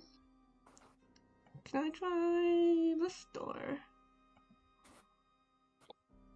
Let's see, Isrik, what would you like to do? Look back at the attendant and say, "Excuse me, exactly where we're the guests here, so where are we supposed to go exactly without disturbing anyone?" You may enjoy the entirety of Lord Dominic's manor. Obviously, you know, any locked doors or anything like that may be private quarters to the people that live here. But Lord Dominic is a generous man, and you may enjoy any of the festivities within this manor hall. And what is your name again? My name is Dobbs, sir. Oh, Dob, I'm going to remember that. Especially when I make my review of this place when I leave. Well, I just hope keep it's my I hope it's a glowing review, especially for the doorman and attendant. I keep my eyes on him as I walk away, just to, mess with him a little bit. Yeah, his smile and facial expression does not change at all. Did you say you opened that door where you are? And let's see, Curie, is there anything you'd like to do before we open up doors? Curie will just keep an eye on everyone, like, still attempting to stay within 30 feet of people. Yeah. Just in case. But, yeah, just observing and everything in. Gulag, what are you doing? I'm looking at the rug on the floor and keeping my eye on it because I've already had a bad experience with one rug, so I'm just loitering. It seems to be a pretty nicely woven blue rug. Kind of runs north to south the entire length of the room. So you are looking at it. Unlocked. Fear. Fear of rugs. New achievement unlocked. Does not appear to move or do anything out of the ordinary. Still keeping one eye on it. There are so many rugs in this place too. It's so good.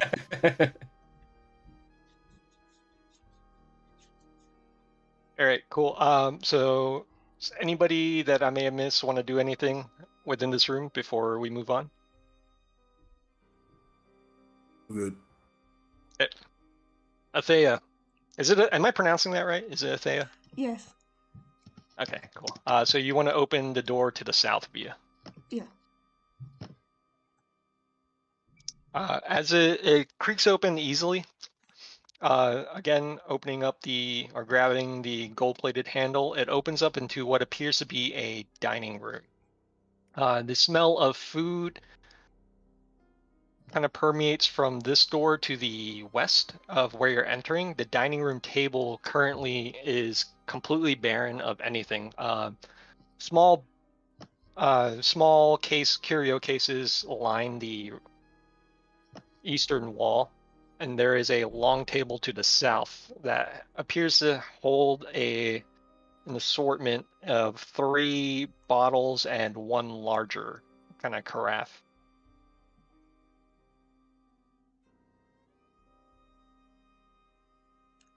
This one seems What like would a you guys kitchen. like to do? Namira's just gonna peer through and then look over to see if she can see Isriek. Just be like, as soon as she sees him, and be like, I think this is your expertise. You do cooking? This one's you. There's nothing to eat on this table. 0 bacon. This place is a prison. Abomination. I've never been so insulted in my life.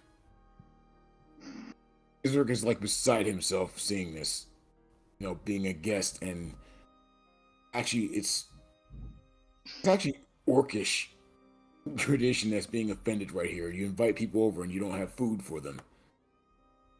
He just beside himself and quite quiet, and then silently just backs out of the room. There's a smell coming from The the other store room. If you of want cooking to see if food. they're actually cooking, they just may have not brought it out yet. I just have no idea about food. I don't know. Fine. I will go in there and see about this kitchen that they have. And just kind of rushes through there, just pushes his way through. And where's the kitchen? It is this store right here. Is it locked or is it open? It is open. Go right in. Don't even check or try. Just go right in there.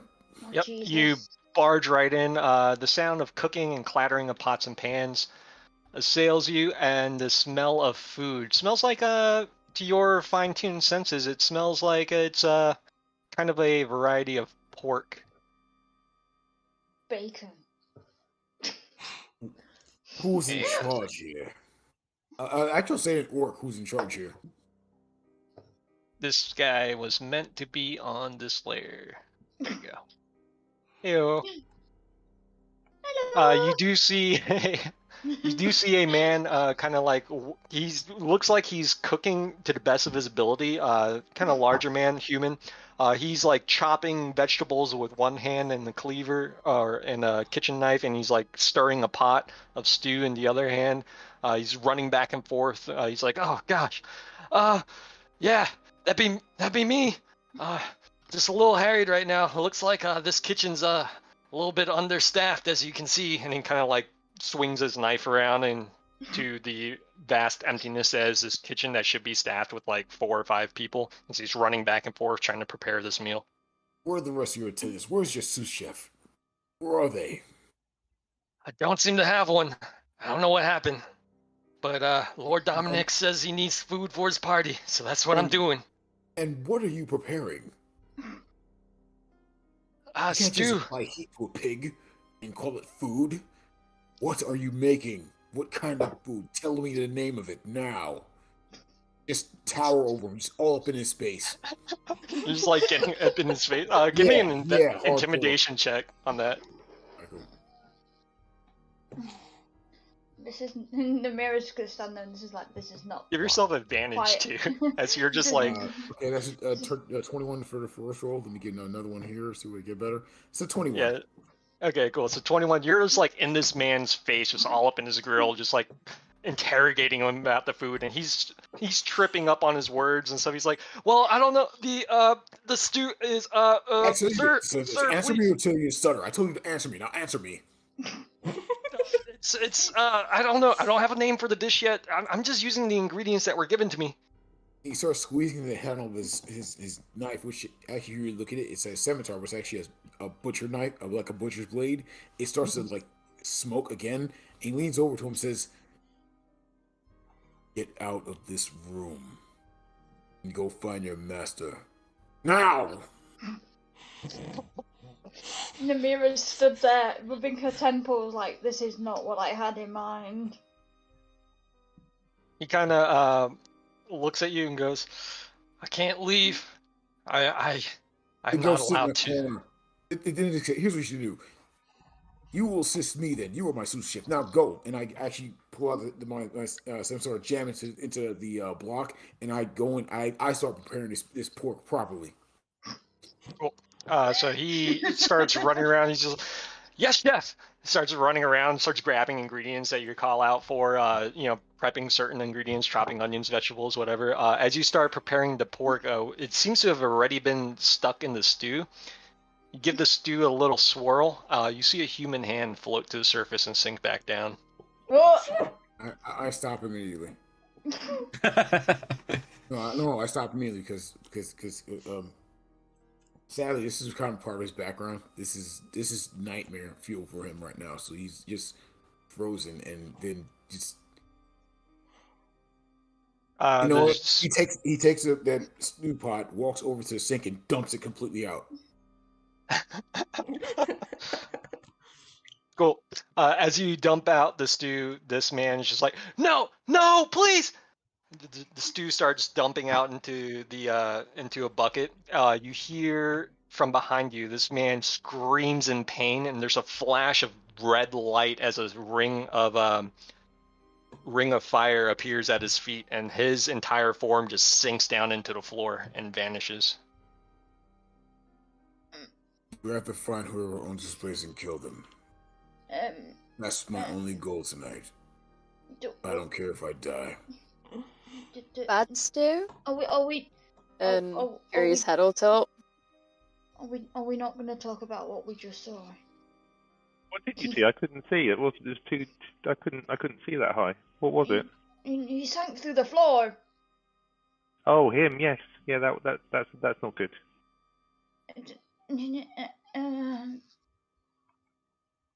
Okay. We're just gonna. Let's just keep exploring rooms, shall we? Yeah. Jerry will pat the mirror on the shoulder. No souls today.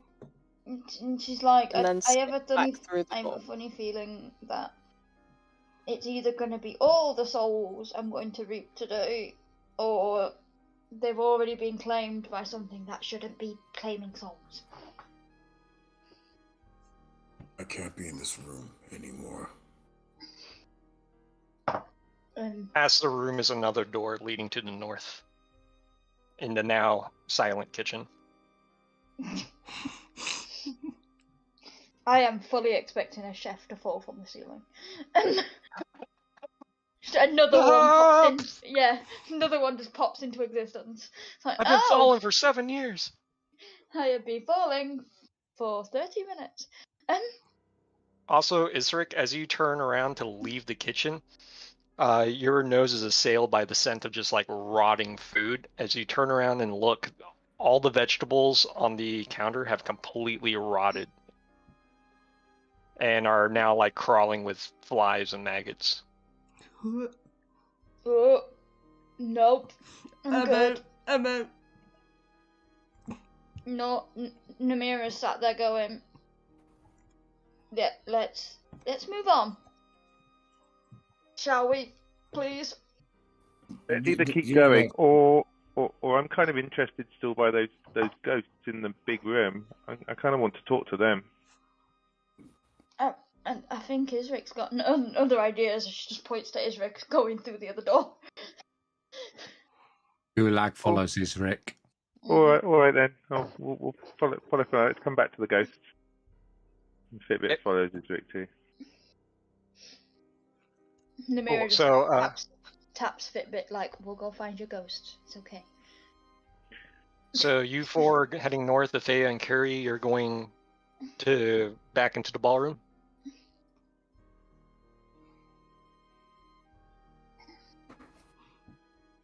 I I'm just gonna hang out here for a bit.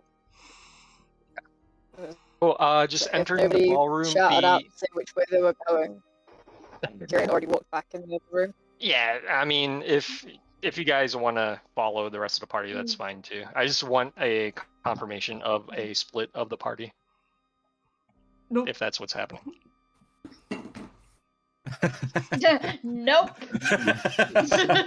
Never split the party. Always split the party. This is why I ask. In Curie, Maggot, everybody's watching. Like, if they're all heading forward, Curie will be the last one. Okay. Pick up one of the maggots.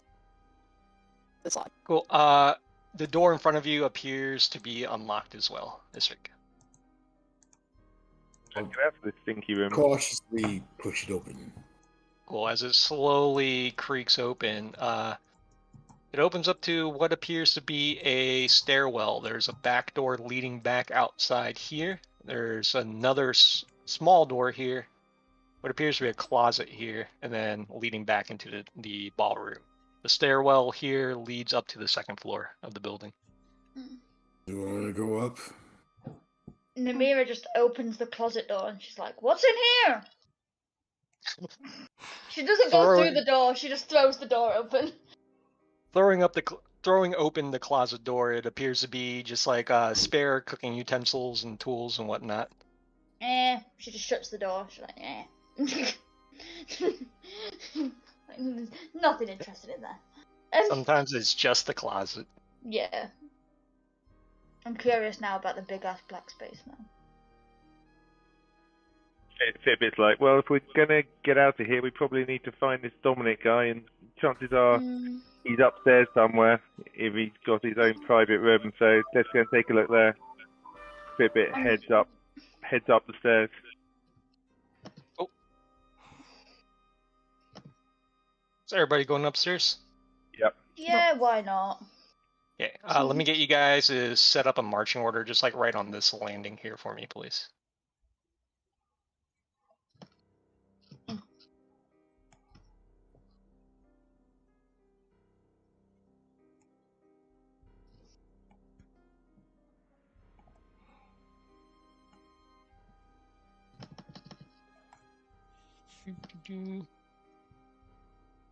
Just gonna move these two characters over real quick.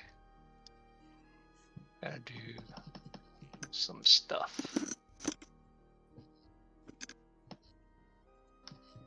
It's dark.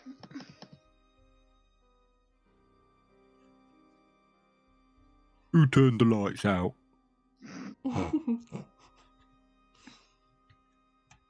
Alright, the landing opens up to the second floor to just a small hallway.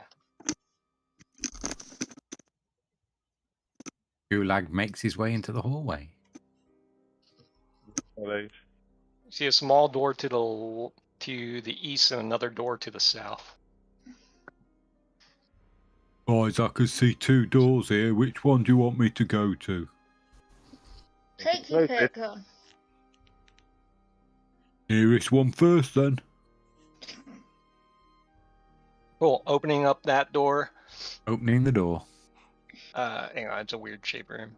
I used a polygon reveal.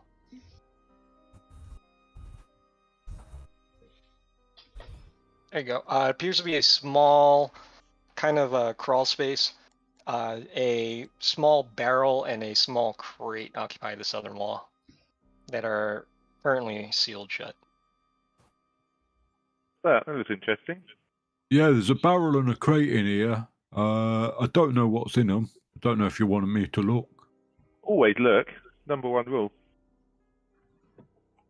Okay. Could be just a storage room. Step into the room. Mm-hmm. And I'm going to try and pry open the crate first with my crowbar. Cool. Prying open the crate with the crowbar, easy enough. The nails kind of push up loosely. You open up the crate, and within a bunch of sawdust, you see a number of broken porcelain dolls. Ooh. This first crate has a load of broken dolls in it. Dolls? Don't mean anything for me. Let's have a look. Fibber has a look. Is there anything, any sort of sense of magic or weirdness to them? Sure. Yeah, give me a. Actually, no, they're not really magical or anything. Just a little creepy. Just a bunch of shattered porcelain dolls. There's hollow dolls in the inside. There are bits of like faces and hands and bodies, just all crammed into this crate of sawdust. Maybe let's not touch them. Wasn't going to. Gonna open the barrel now with the crowbar. Maybe put the lid back on that box. I was going to keep one. Could I keep one? No. I wouldn't. Let's just say dolls have a tendency to be possessed. So just leave it there. Opening up the barrel, you see it's full of just like different bits of like doll clothing and small black buttons.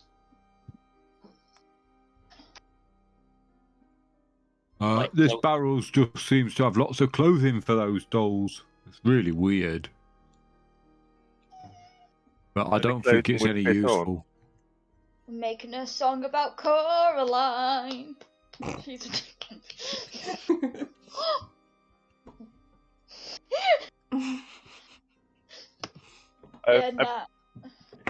pick up one of the dolls and have a closer look. Cool. Just kind of really taking a look at the dolls. They're pretty much shattered in pieces. All the porcelain dolls have been completely smashed. Give me an investigation check as well. It appears that as you like fit together a couple of the pieces, it looks like they were shattered in a manner of like the porcelain doll being thrown up against the wall or like slammed on the ground. This doesn't like dolls. I mean, not many people do like dolls. I think they look quite cool. Anyway, should we move on? Yeah. Okay. Can we reseal the boxes, please, or at least put the lids back on? Yeah. I haven't got a hammer to bang the nails back in. I've only got a crowbar. Give me a second. I use my fist. I'm angry. Okay. And just bang the nails back in place. With his thick, callous, orcish hand, he just slams the nails back. Then keep it moving, and I walk past. Okay. Carry on. Shall we go through that door? And she just points to the door at the end of the corridor. Yeah, let's go. Fitbit goes and opens that door. All right, Curie and Athea, would you guys like to do anything with the creepy broken dolls before we move on? I'm not touching dolls. Fair. Swear, Coraline vibes. Not Right, Material pause. Yeah. Thinking about taking one. You can if you like. And if possible, once the group has gone, Fury will pick one up and just hold it by the hand and take it with them. Yeah. Wait, just one. They're pretty. They will reseal. They're pretty much like completely shattered. So you'll have to. I mean, you can take a hand if you like, like a little porcelain hand. That'll do. Cool. Aww. Pop You can the add lid back on. Yeah, you can add a porcelain hand to your inventory. I mean, I love it, but slight creep vibes. It was like You that. now guys- owe. Open the door to the south. It appears to be another larger corridor connecting to many rooms around the second story of the manor. As you guys walk through, a suit of armor to the north calls out, "Please remain quiet. while you are within the Lord's halls. Where's the Lord? I Does mean, not seem to respond. we could just start trying doors. They said the ones that are locked just don't go in. So any that's open, we could technically just walk in. Let's have a look. But it sounds like making noise might get his attention, which is kind of what we want. Namira's gonna stand in this corner.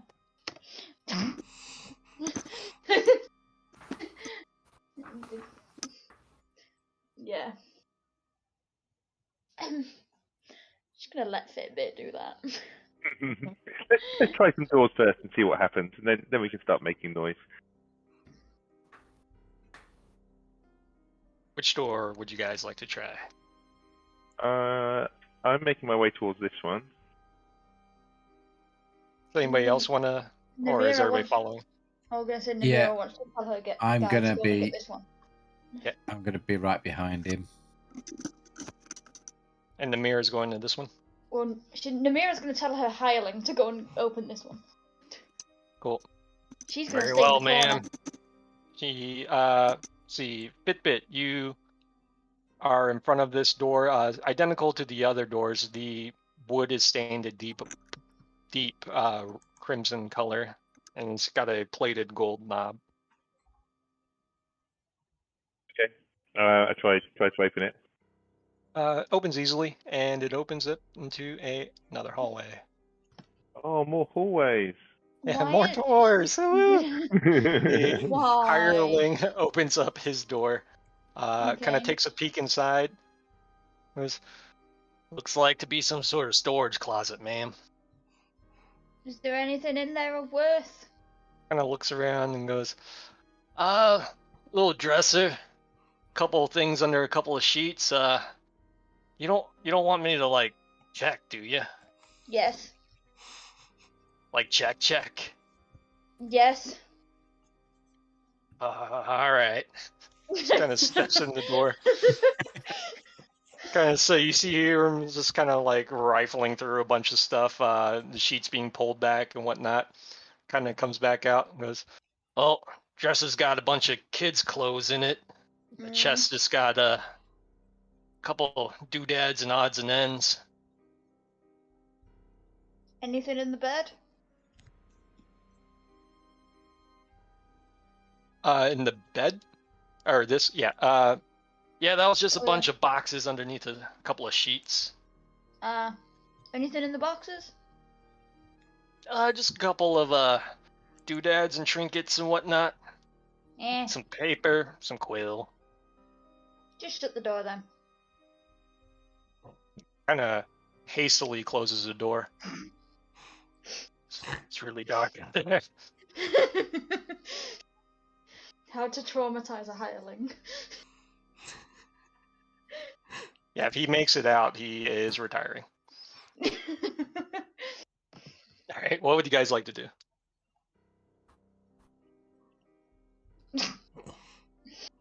Oh, Fitbit, move. No comment, just move. Man's on a mission. All right, Athea, are you standing in front of that door getting ready to open it? Yeah, Or are you just hanging out there? I want to try this door. Cool. Appears to be unlocked. As this door creaks open, you notice what appears to be kind of like a trophy room. A bunch of mounted stag heads line the walls.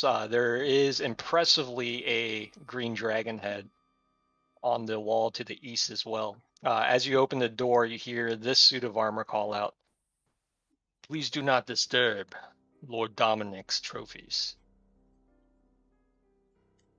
I got to hide a couple areas. Whoops. Fitbit, as you open up, which door are you opening, east or south? South. South. You open up to what appears to be a bath or a washroom. There's a screen kind of blocking your view here to the south. And also to the south, you hear the sound of just kind of like water splashing around. Oh. And the sound of just like kind of somebody absently humming. Well, hello? Is there someone there? It immediately goes silent, completely silent. Oh, he didn't mean to disturb you. Just want to chat. We're looking for Lord Dominic. Is he around here? There appears to be no response. Shout to the others. Guys, I heard a voice down here. I'm going to go and investigate. And move into the room to take a look around. Namiro just... no, she'll not shout back, never mind. She'll not. Yeah, I'm gonna come with you. Namiro As will you- stay with... Death March. Yeah. As Fitbit shouts out, you guys notice the armor to the north calls out once more in a bit of more of a forceful tone. Just, please remain quiet within the Lord's halls.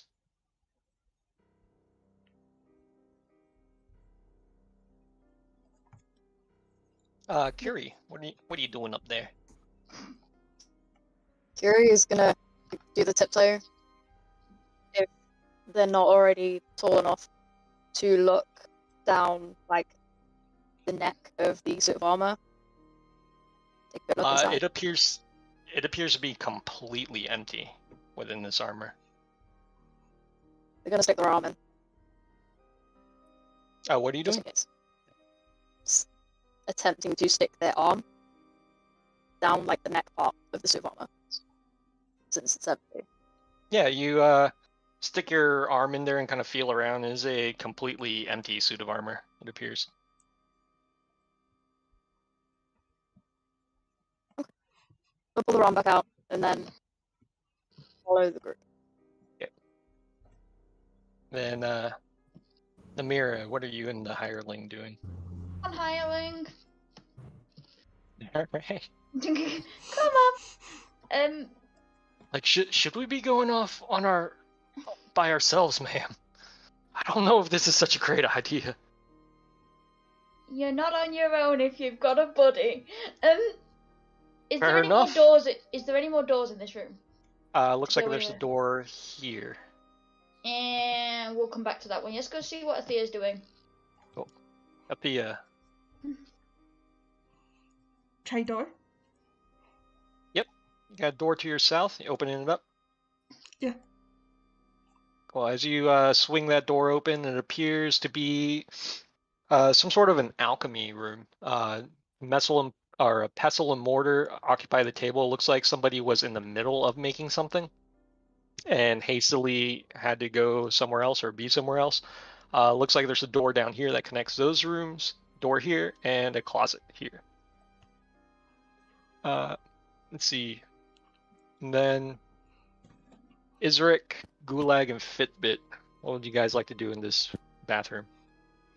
I give it a good search around, see if we can see the source of the voice, or if there's anything else interesting in here, might be worth investigating.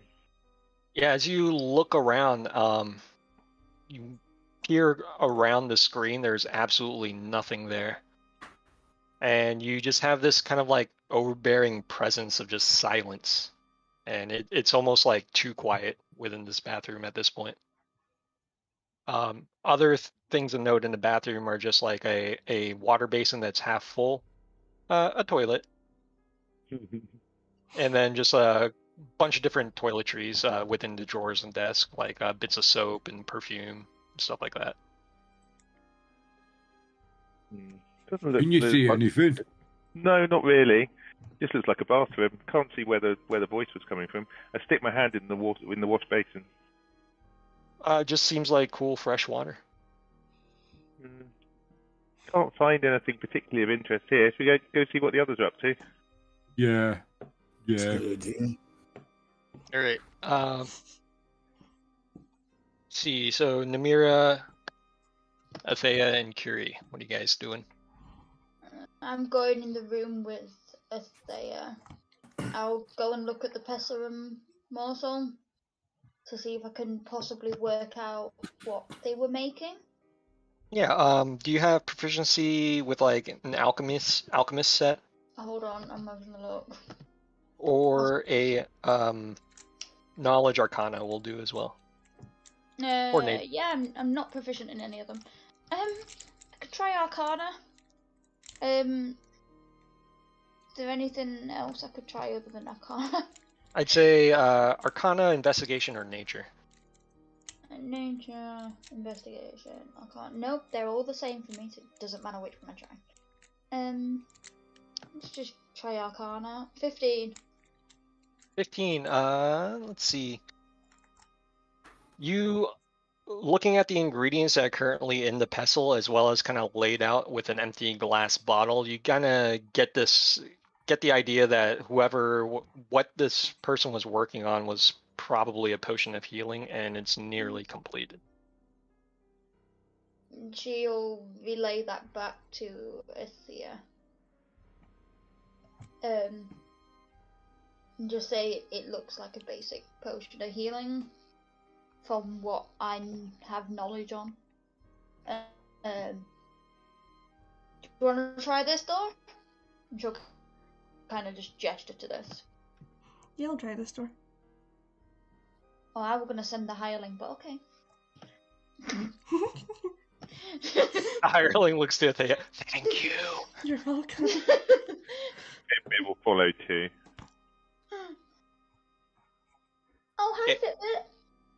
Hey, I only found a boring bathroom. You found somewhere much more interesting. I love all this Hey. alchemy stuff.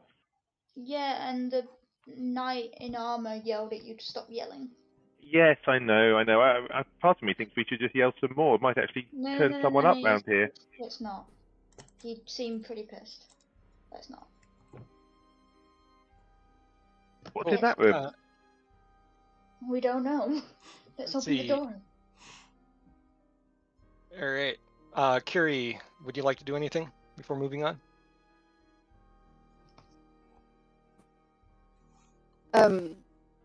Curie will stick with Isrek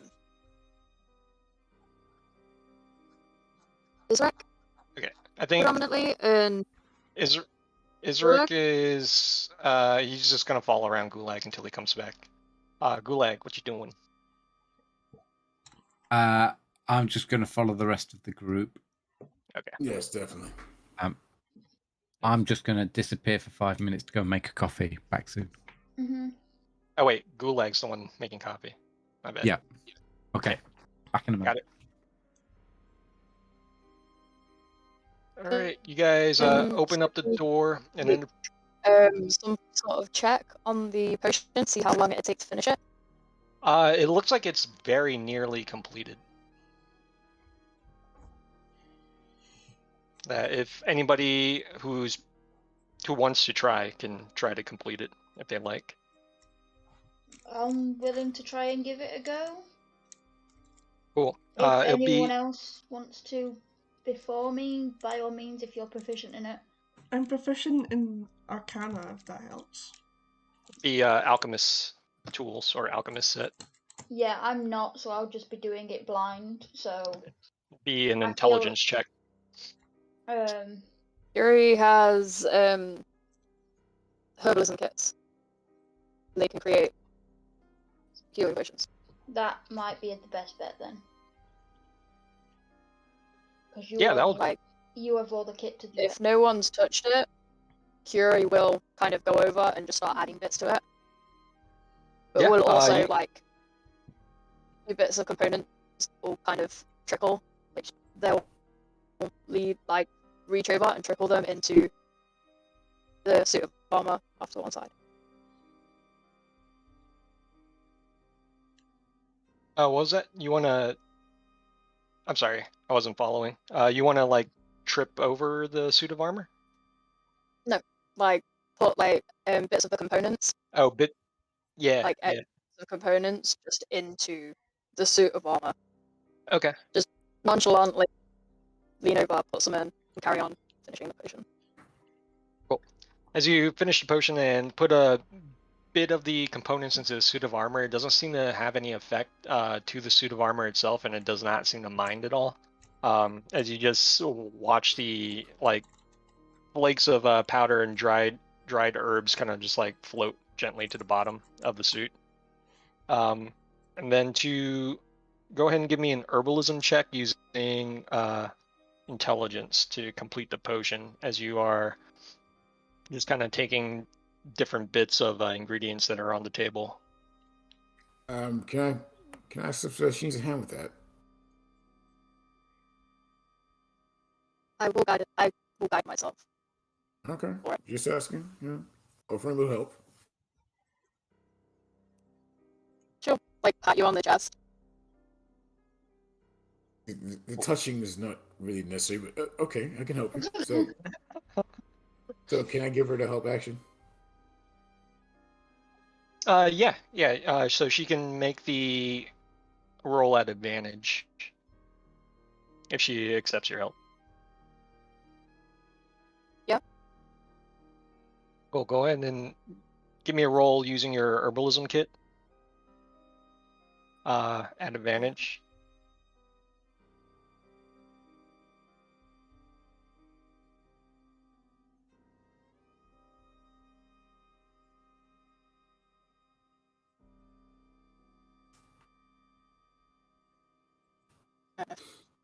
It's rolling.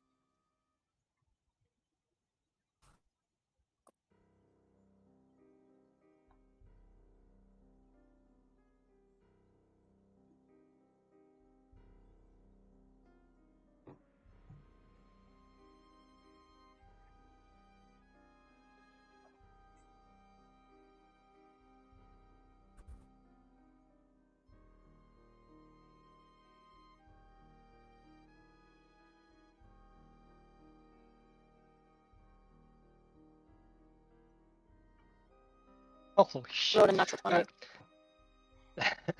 Not only do you complete the potion, but you improve upon it. And pouring the contents and sieving it through some fine wire mesh and grabbing a better bottle for what you just created, you can add a potion of greater healing to your inventory. I just dab at the sweat off of her brows. She's working. You know, that's what I did. Doing my part.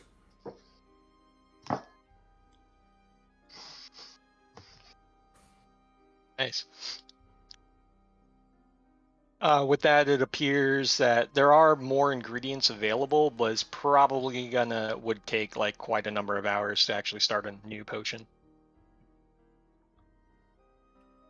So Fury's just gonna pick up bits and just pop them in with the rest of the healing kits. Appropriate pockets and such.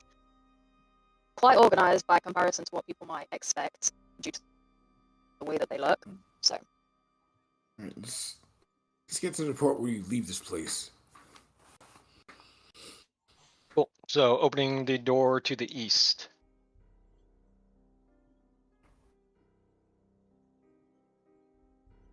Door opens up easily, seems to be unlocked, and beyond which appears to be a study or an office.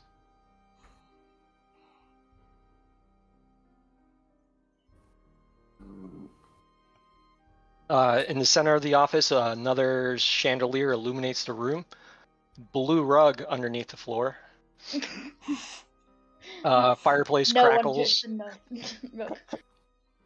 Fireplace crackles on the western wall, emitting a bit of warmth and light. A bunch of papers laid disheveled on the desk here, and from what you guys can spot, it appears at least one letter has been torn to bits and scattered across the table.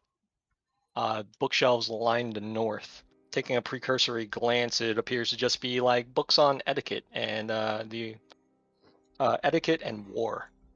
Excuse me, does anyone have a spell mending handy?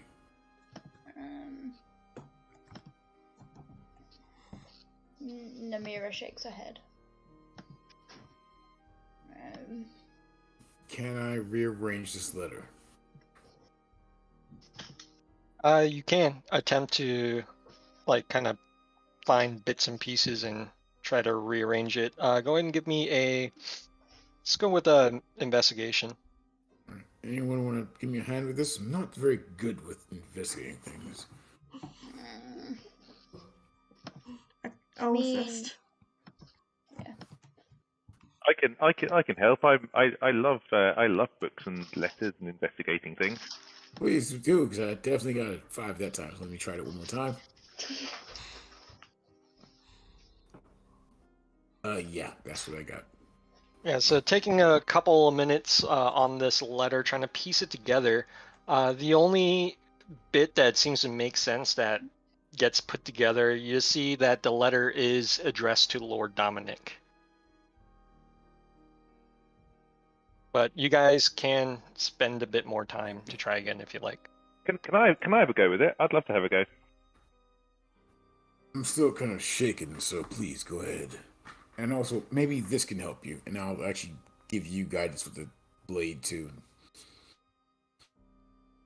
Ghost pops up behind your shoulder, Fitbit. It appears to be a man who is very adept at puzzles. Excellent. Nice to see you. Could you help me with this? Do an investigation, yeah. Yeah, absolutely. You see, this piece goes there, and then that goes over.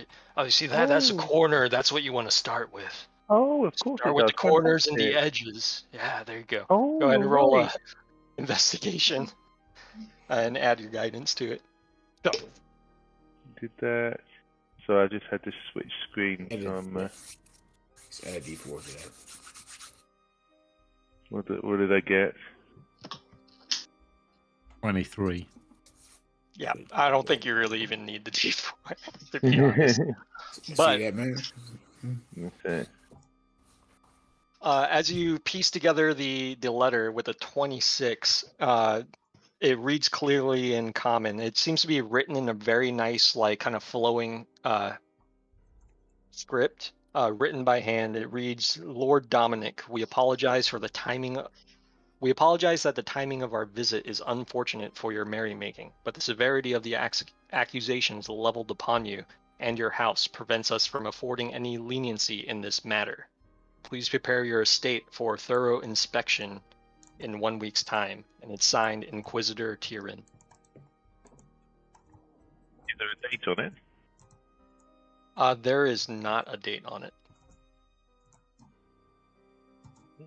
It sounds like Lord Dominic's been up to something, which we could probably have told from what we've seen so far. Namira is gonna pat on her hireling shoulder and be like, "Cupboard investigation time." You see his shoulders kind of droop a little bit. See, kind of walks over here and slowly creaks open the door, kind of takes a peek inside and goes, "Yep, just more alchemy stuff, ma'am." Okay, that's fine. And then he closes the door. Let's go in the room. Come on, it's fine. Is there anything else of interest in the letters and stuff on the table? The rest of the letters on the table appear to be folded parchment invitations, exactly like the ones that were given to you by the Cursed Knight out front. There's also a bit of sealing wax and a stamp that bears a rose emblem.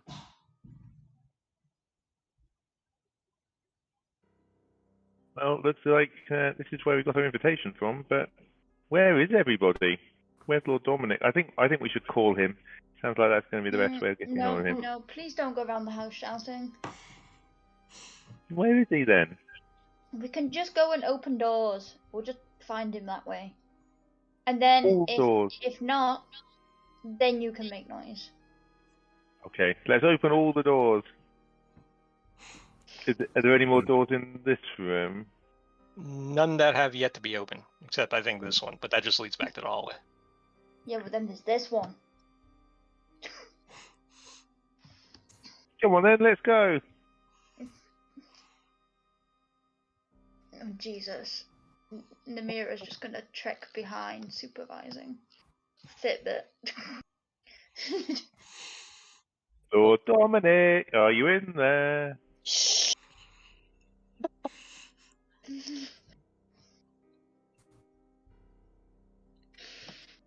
All right, cool. So everybody's going up to this door. Kiri, what would you like to do?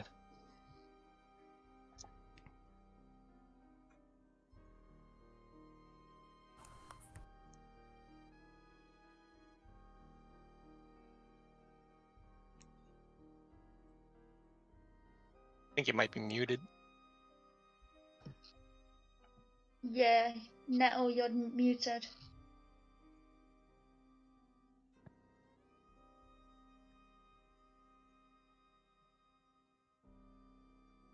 Ah, okay. Yeah, I see. Up there. Be right back. Oh no, she's just back now. Yeah.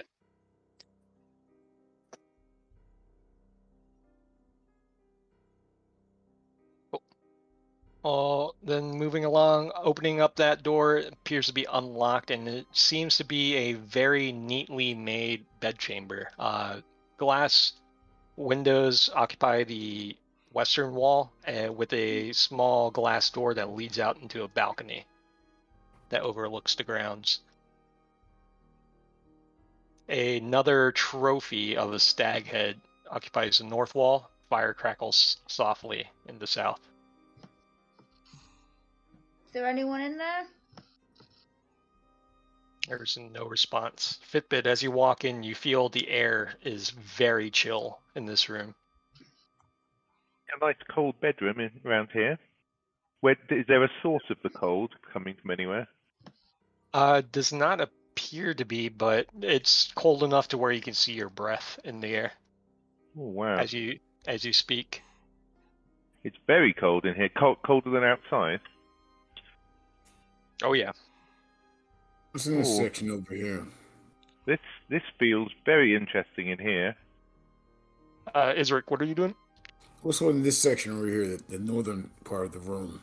Appears to be just kind of like a long table, a long narrow table, just with a couple of empty glasses set upon it. There's also the stag head that's mounted on the wall to the north.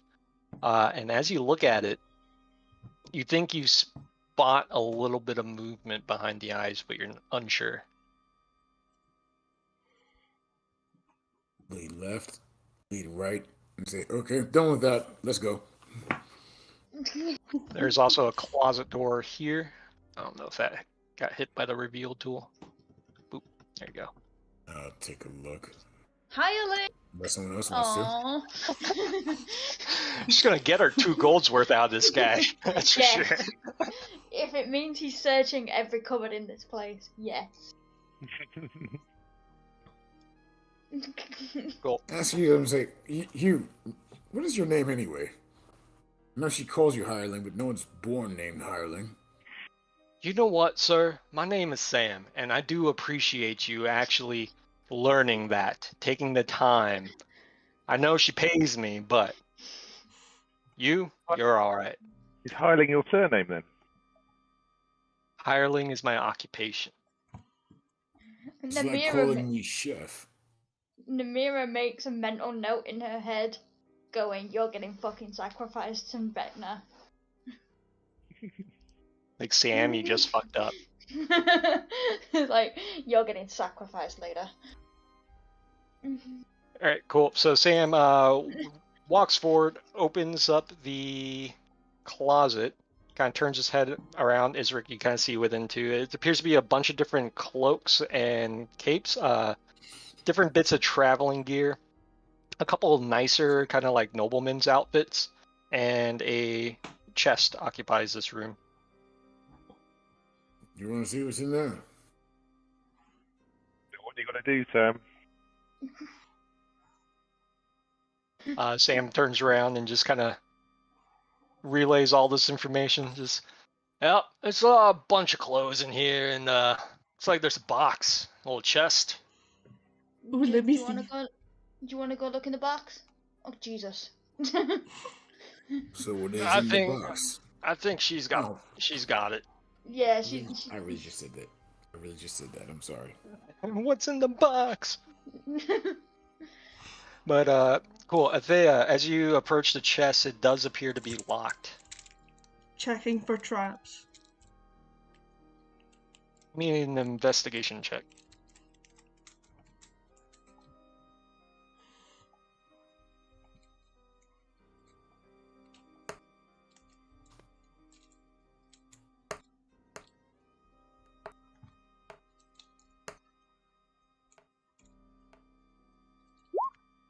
It does not appear to be trapped.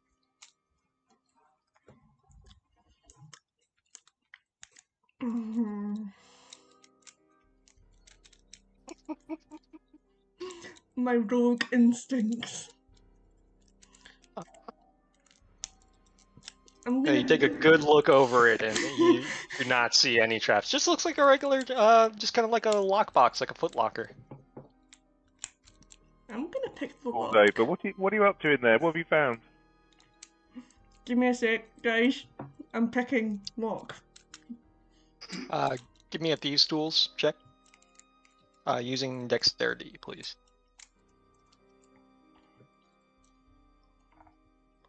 Dexter's X.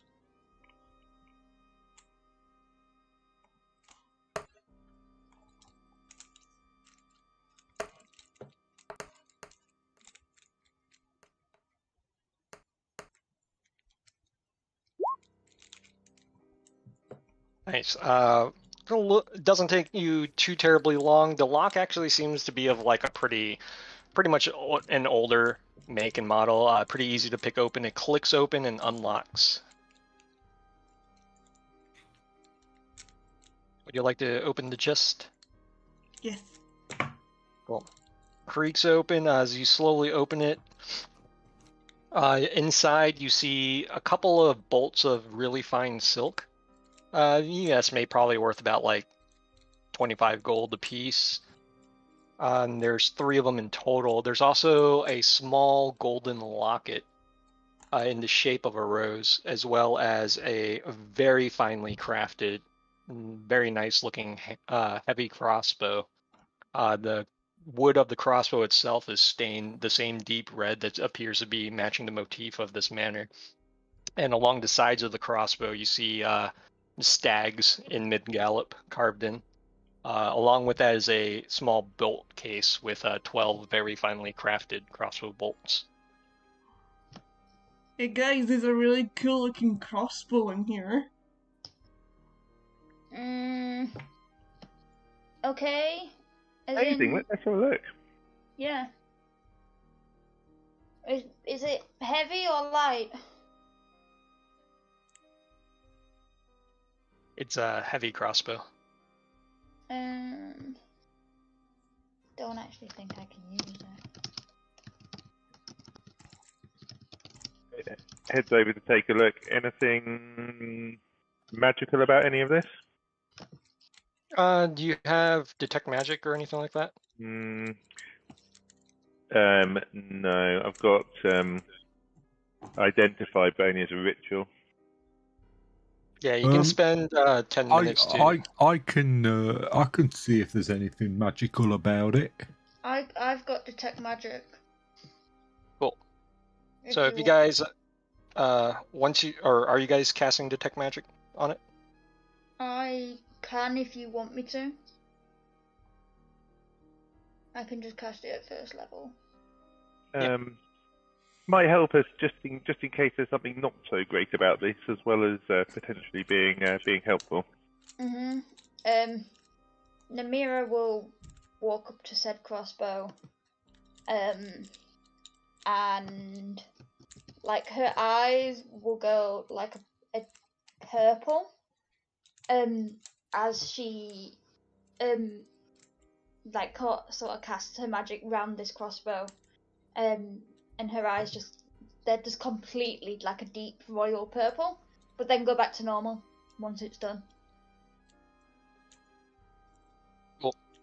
So as your eyes begin glowing with magic, you can see an aura of magic. This crossbow is very magical. Everything about it has been crafted with care, with both wood, metal, as well as enchantments. Also, the crossbow bolts within the case seem to glow with magic as well. Okay. She'll kind of like stand. She'll still not touch it, but she'll stand up from after she's cast it.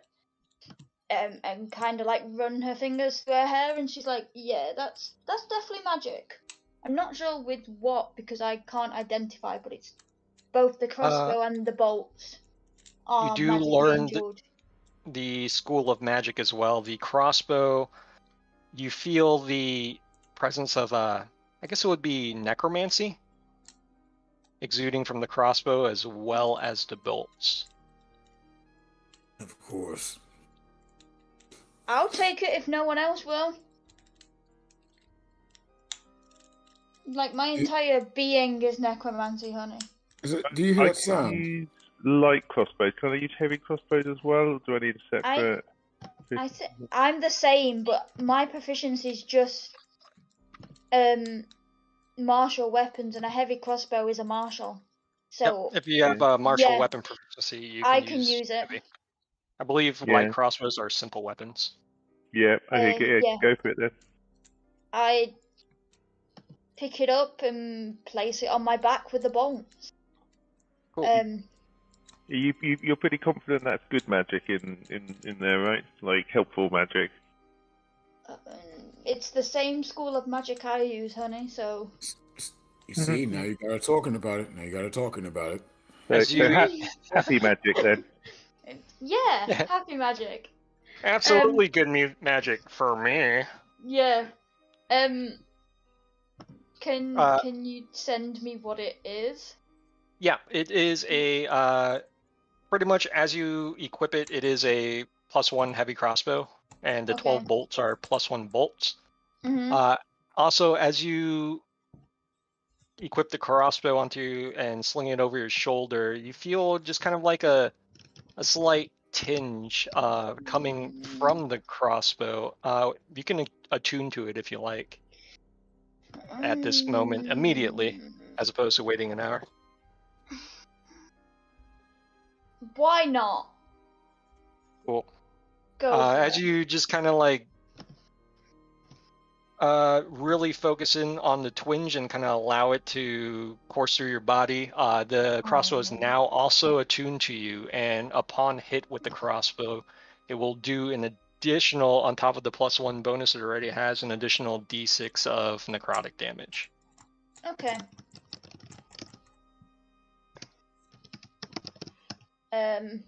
Mimiro just look back at everyone and be like, "I'm fine. I don't believe I'm cursed, but we're good." Don't look any different.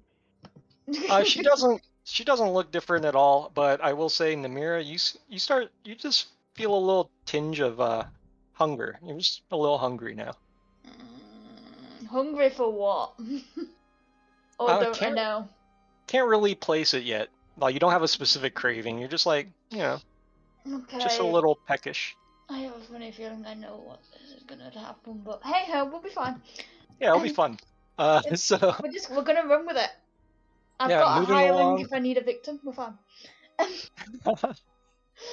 Moving along, as Next you guys continue on, you guys look back and you see a flash of red light ringing Isric around his feet as he looks up at you guys, just a little bit of surprise on his face as he immediately drops through the floor.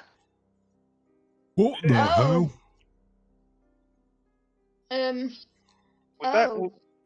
What happened? It appears I don't know. he disappeared the same way the chef did. Oh shit. Was that you when you picked up the crossbow? No, the crossbow's necrotic damage. It's not the same school of magic as something like that. Everyone get off the floor. Fitbit jumps up on the bed. The floor's lava! Jinx. Bounces a little bit. I think we should just keep opening doors and see if we can find out what's going on. Okay. When the two of them get on the bed, Curie is going to grab the other end and attempt to like run it over the two of them, kind of like the carpet incident. Just Swipe. and like hold it at the other end, so like Alright. you'll have like the corner of the top end to the corner of the bottom end. Kiri, give me an athletics check. Fitbit and Althea, give me a either athletics or acrobatics to get out of the way. As she just wraps you guys up in the sheets.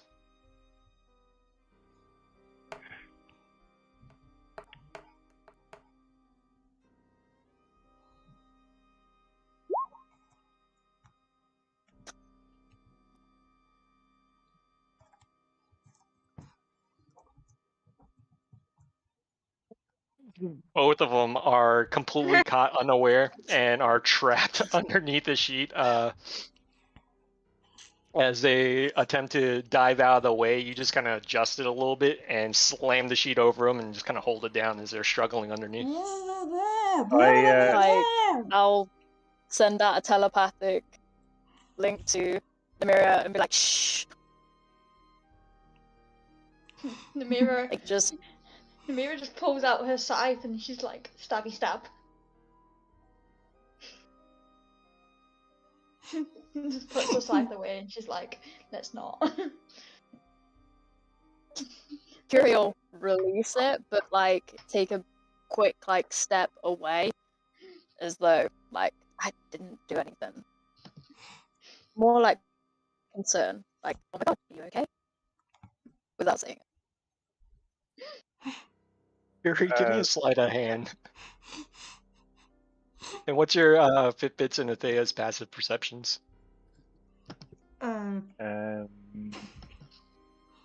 15.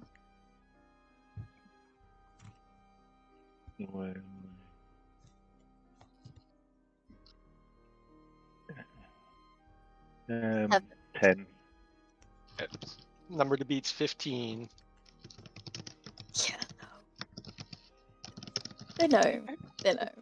Yeah, both of them. Like you see Kiri let go of the sheet and step back, and you obviously seen what she had done as she steps back and asks if you guys are okay.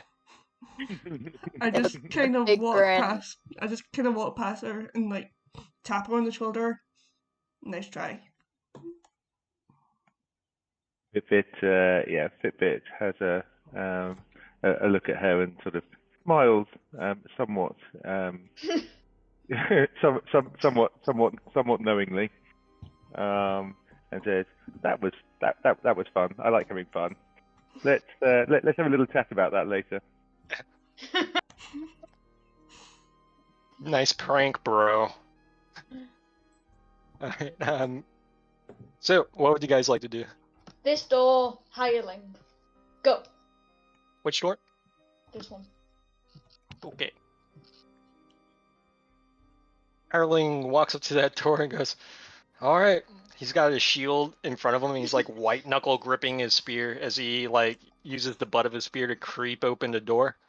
Kind of looks at there and looks in, and then you just hear him go, oh, and just shuts the door really quick, and you hear a loud thud against the door and the sound of something glass shattering. The quick look that you guys got inside the door, it appears to be a room that's just completely in disarray and disheveled. The furniture's upended.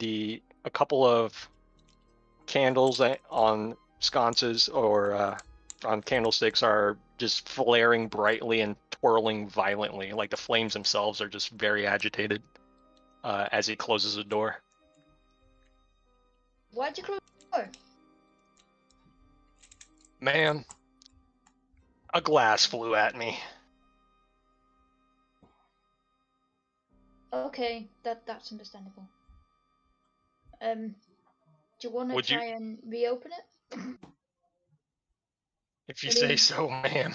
And he kind of takes a dodge action, hides behind his shield, and he kicks open the door fully. As soon as he does so, another glass comes sailing in and shatters against the shield. You see the furniture begin to kind of float in the air, and you feel this sense of just like rage and anger emanating from this room. Do we see anyone in there? You do not. Okay, moving on. He goes, right then. He closes the door. Yeah, I'm not in the mood to deal with poltergeists.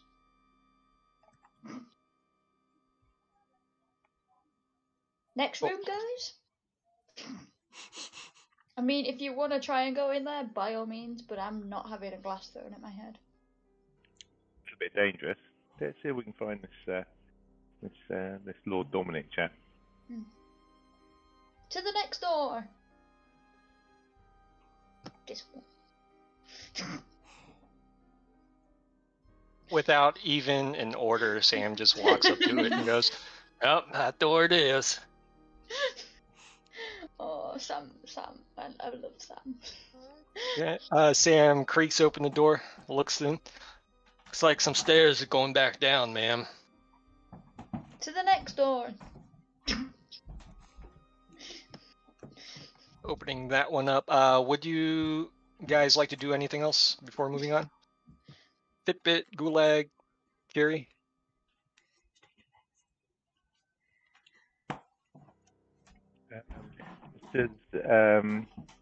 Just as Fitbit's moving away, want to cast a minor illusion just behind Curie, and a kind of a small screaming voice just next to her ear.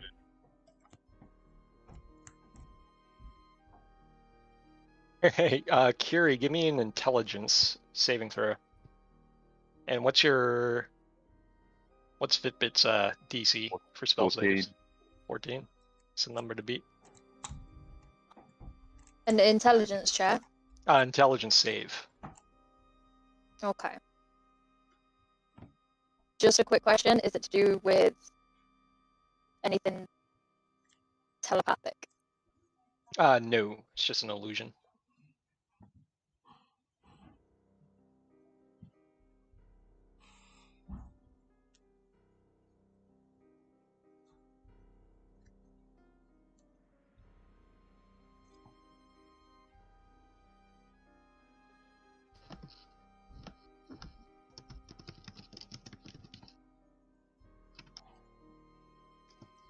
Oh man, Natural. Curry with the natural 20s, holy crap.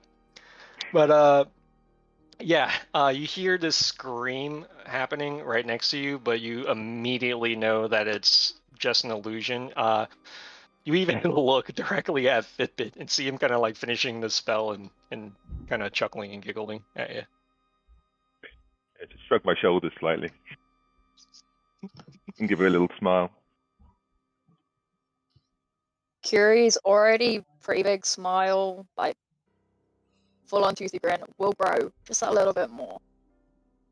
Like that challenge accepted moment. Uh-oh. You know, it's worse than a haunted manor. Haunted manor with pranks. Sam opens up the door. As soon as the door opens, you guys smell like wet moss and soil.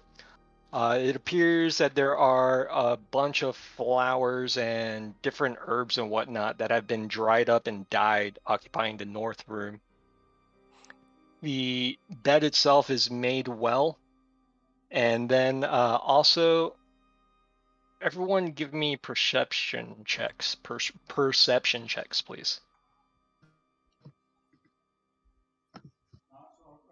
Mm-hmm.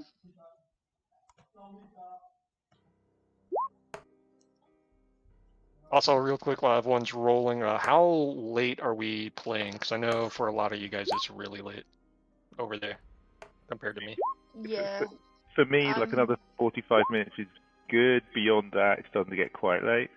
Okay. Yeah, I'd say about the same. I might, yeah. Okay. I might be the same. Cool. That's what we'll plan for then. If we need to, we can definitely finish this at another time. I think 2 weeks from now, I can take a day. But I should be pretty flexible in evenings, but yeah, happy to work that. Yeah. cool. But Yeah, I work same. really odd Perception. shifts, so I'd have to let you know. perceptions. Awesome. Namira, from beyond this Oh. from beyond this door here, you hear just like a little pitter patter of tiny feet running along the wooden floor, a small giggle, and then you also hear a sound from within the same or past the same door of a woman just calling out, "Child, are you playing in here again?" Hireling, Sam. Yes, ma'am. She's gonna start off before she asks him to do anything. she she's gonna give him 5 gold because she feels she's been torturing this guy. His eyes kind of light up and he goes, well, that's 2.5 days of pay right there, man. Just go check. Bless you. Thank you. Trust me, if we get out of here alive, I'll give you some more. Just go check. That's Very your well. passage across. That's your passage across the river.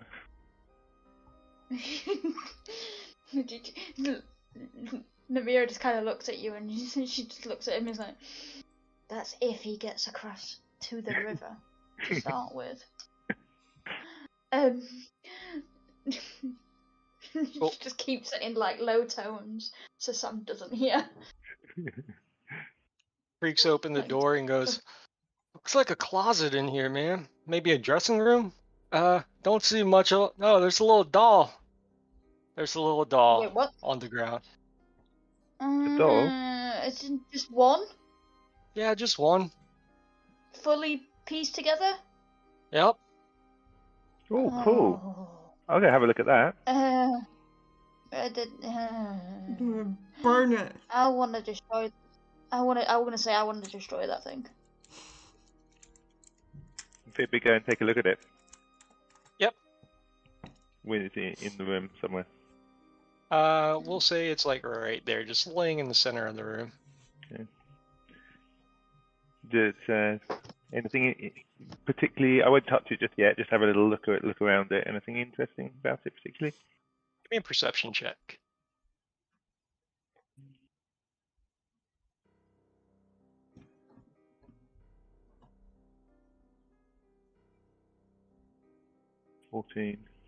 Other than the only thing that seems a little bit, I guess it wouldn't be odd. It's just that it's in completely immaculate condition.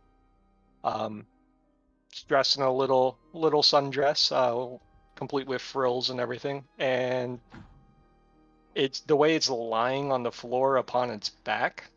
One of its arms are kind of like behind its back.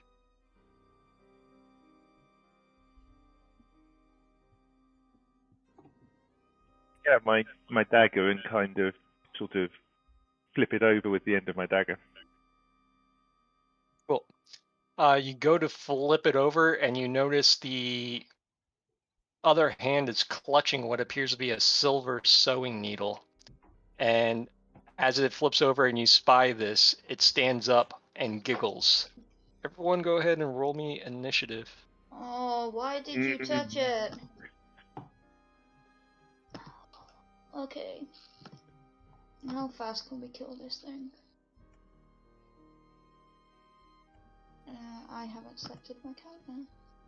Yeet. At least I'm not first this time.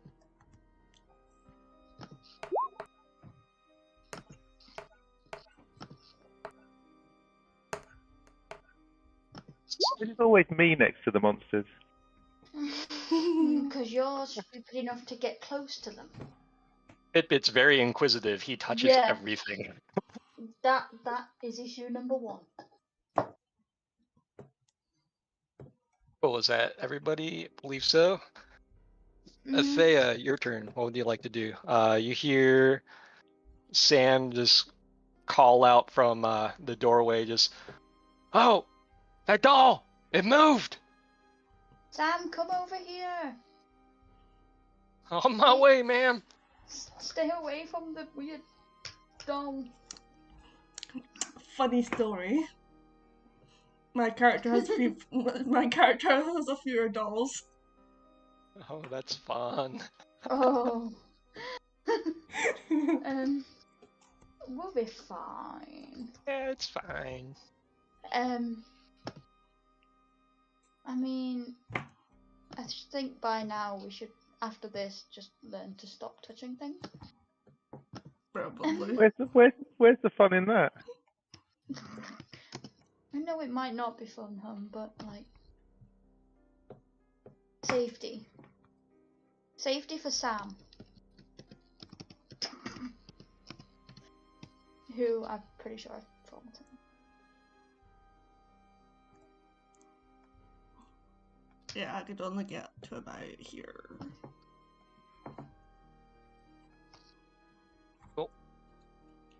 You can use your action to dodge or dash if you like to move in closer, or to give yourself a little bit more defense. Gonna take the dodge thing.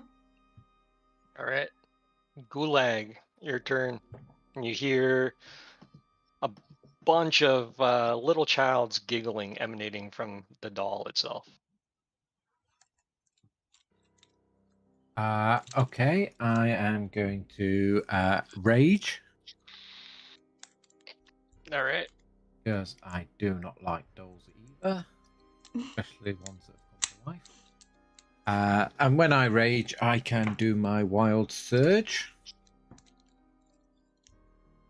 which gives the ability of a bolt of lightning shoots from your chest. Another creature of your choice that you can see within 30 feet of you must succeed on a Constitution saving throw or take 1d6 radiant damage and be blinded until the start of your next turn.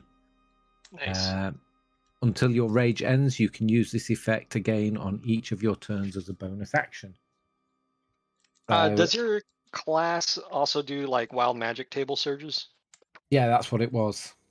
Oh, okay. Okay. Right on. Yeah, so I rolled an 8, and that's what that bolt of lightning is. Oh, it's got its own table. Cool. Right on. Like that. Yeah, you can step over here, just get line of sight. And what was it, a Constitution save? Constitution saving throw. Awesome. What's the DC on that? Good question. 15. Passes. Does it still take half damage or no?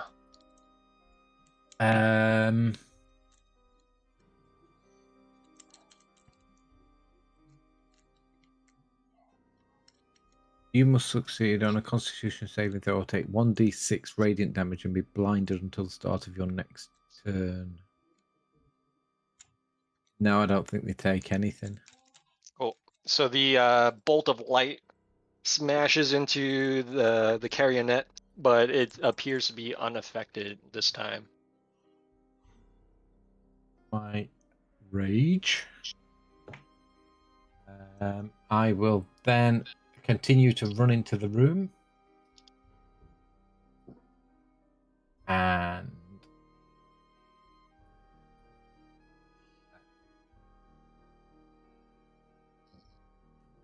will attack.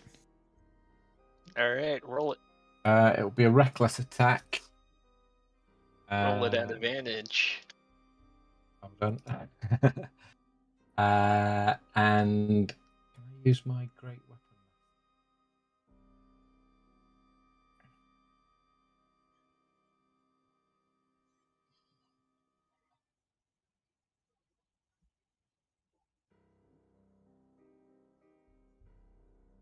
don't need to do anything.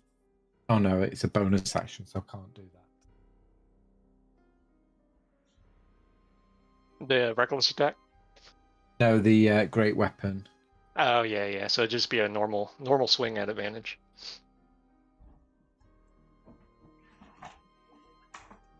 "19 smashes down on this porcelain doll for 10 total damage. Nice. You see cracks just like spider webbing through the top of the doll's face.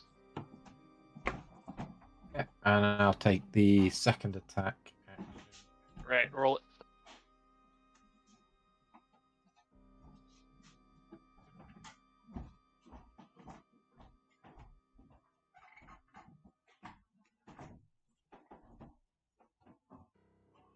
"18 also hits as you. Yeah. Short combat. You just bring them all down and smash this porcelain doll into a billion pieces in a pile on the ground. The silver needle falls to the floor. Awesome. Okay. Thanks for that. Oh, you're welcome. I'm going to reach over and pick up the silver needle. Excellent. You can go ahead and add that to your inventory if you like. Just a very, very finely crafted silver sewing needle, it appears. This has a little bit of a gold flake that spirals up the needle itself. Anything else interesting in this room? Let's see. Just a second.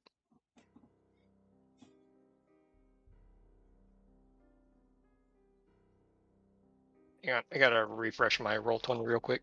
But within this room, just the dead flowers lining the northern wall. What appears to be a door here that is slightly ajar. It appears to lead into a dark bathroom. Within this kind of dressing room closet area, you see just a manner of just a number of different outfits, women's outfits. Very fine quality and make, just like fine silks and whatnot. A couple of chests with like different toiletries and like makeup and stuff like that. Probably enough to put together a disguise kit if you're interested in that. Yeah, that sounds fun. And then Gonna take a few of those things. Yeah, you can take bits of makeup and a couple scraps of clothing and ribbons and whatnot to give yourself a disguise kit. Also, within the room, you hear a kind of just a soft humming, just somebody absently just humming to themselves, coming from this room. Which one? The bathroom that's slightly ajar here. Sam, go kick the door, please. The largest piece left from the doll. I'm sorry? What's the largest piece that's left from the doll? Probably half of its face. Into Oh, take that. I swear to God, if you're sat there building the door. Sam walks up and kicks open the door. Mm-hmm. Door slams open. Kind of bangs across the wall with a nice loud thud. The humming immediately stops. And you hear a shouting from beyond the door in the mirror as you hear the armor shout once again. "Please be quiet in the Lord's halls." Immediately to the south, the door kicks in. You see the armor now animated, stepping forward. You hear the sound of also like bits of dried wood and plants kind of rattling around in its boot when it kicks the door open and it starts walking in towards you. Everyone roll initiative once again, please.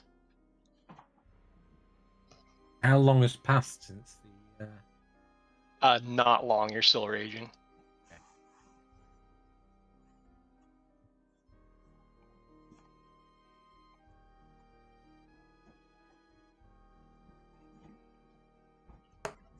I've got to think about what I do.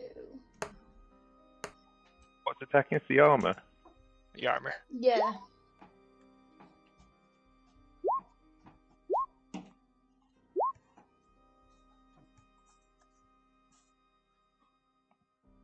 Well, no, it's brilliant. Well,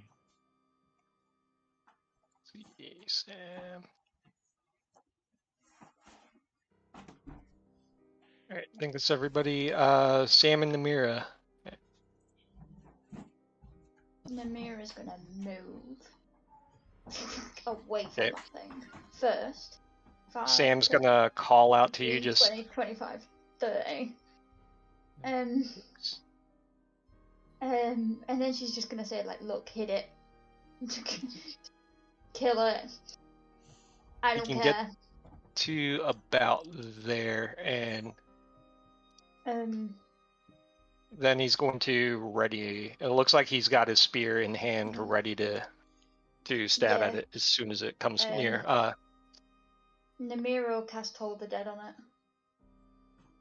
All right. Um, The save on that 15 mhm. is not wise armor. It fails. Go ahead and roll damage for that. It'd be 2d8. 2d8. This is necrotic 10. damage. Cool. Yeah. 10. Nice. You see its helmet just kind of like violently jerk to the side, and like bits of it kind of rust and fall off. Mhm. Curie, your turn. Unless you have something else. You have anything else? Don't. Hold on. 'Cause I think my thing that I can do needs to be. I don't know.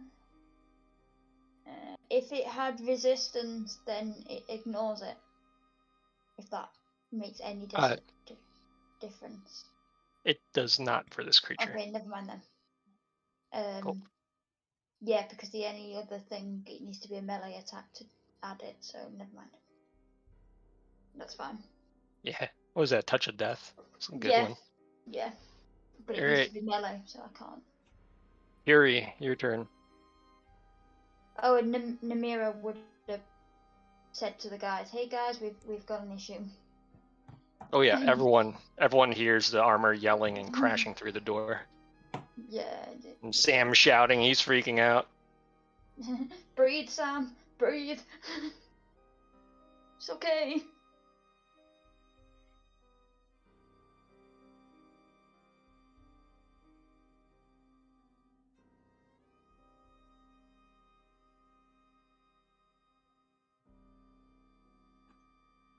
You're muted again, Curie.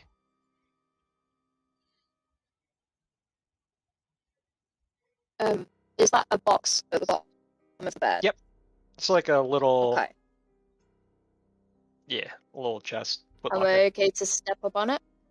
Yep. If you like. Awesome. Right, so...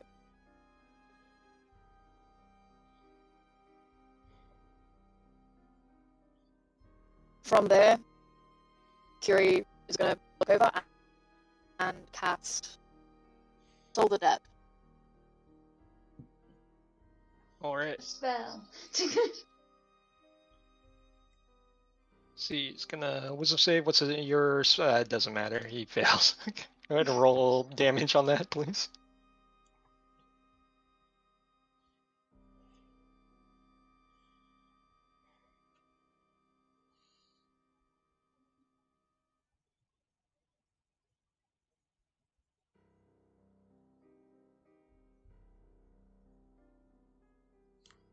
One moment. Rolling very slowly. You're rolling 2d12 as well, hun, because it's already lost hit points from me. Oh yeah. Yep.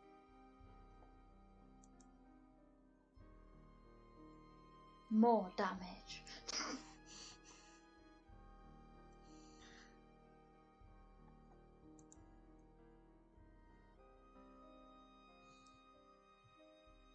It violently kind of like convulses in as it's stepping in towards you guys, and large chunks of the plates immediately rust off and fall to the ground.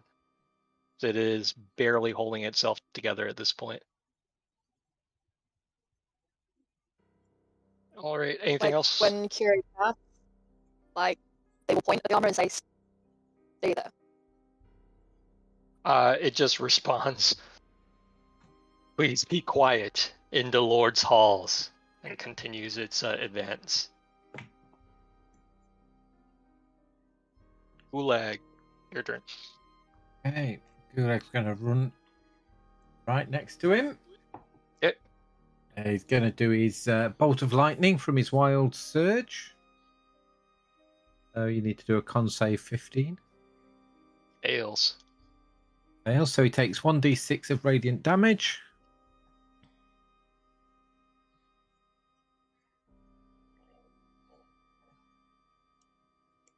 Me to roll damage, or are you? You can roll it. Sorry. Yeah, go ahead. Roll d6 for me. 6. All right. So bolt of lightning shoots from Gulag's chest, slamming directly into this armor that immediately falls apart, falls to the ground. With the armor destroyed, the remaining pieces immediately, almost like thousands of years of time, is catching up to it. All at once, the armor itself corrodes and rusts away until it's a fine powder on the floor. Well, that was easy. Missed all the fun again. I'm sorry. It's I okay. promise at some point there will be some. It's okay, Fitbit. We'll go and find something else for you to snap. I'll probably be standing next to it, so I wouldn't worry. Mira's like, right, have we searched all the rooms, or have we missed one, maybe? I think we missed one. We didn't really investigate the room with all the flying stuff in it. Maybe we should go and have another look in there. I didn't want to get hit. So, by all means, if you want to go and investigate that room, by all means. But I'm going to go and search the one that we haven't searched that so far doesn't have flying stuff in it. Okay, non-flying rooms first. So this I one. believe. Yeah, this one down here. So you guys move down there.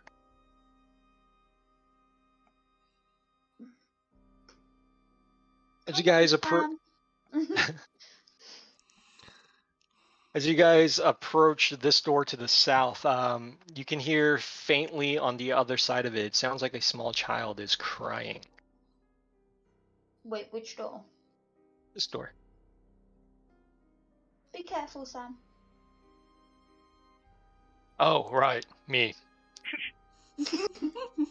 It's, it's a living. Gotta do what I paid for. He's like visibly shaking at this point, and he creaks open the door. It's like a kid's bedroom, ma'am. Is there anything in there? Some kid stuff. Got bed. Any Small. kid? Don't see any kids. There is a closet door. Would you like me to go? You would like me to go check that out, wouldn't you? She just stands there and smiles. Yeah, he just starts stepping in. With the door open now, all of you can very clearly hear the sound of the sobbing coming from this closet door. There appears to be kind of like a curio shelf that's shuttered closed. Small child's bed in here, small desk with a couple of workbooks and playthings and whatnot. The room's illuminated by a single lamp.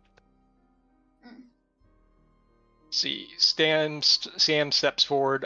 Curie and Gulag. What would you guys like to do?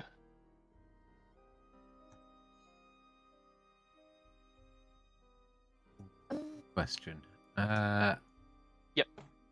I am gonna follow the rest of the group, I think. Yep.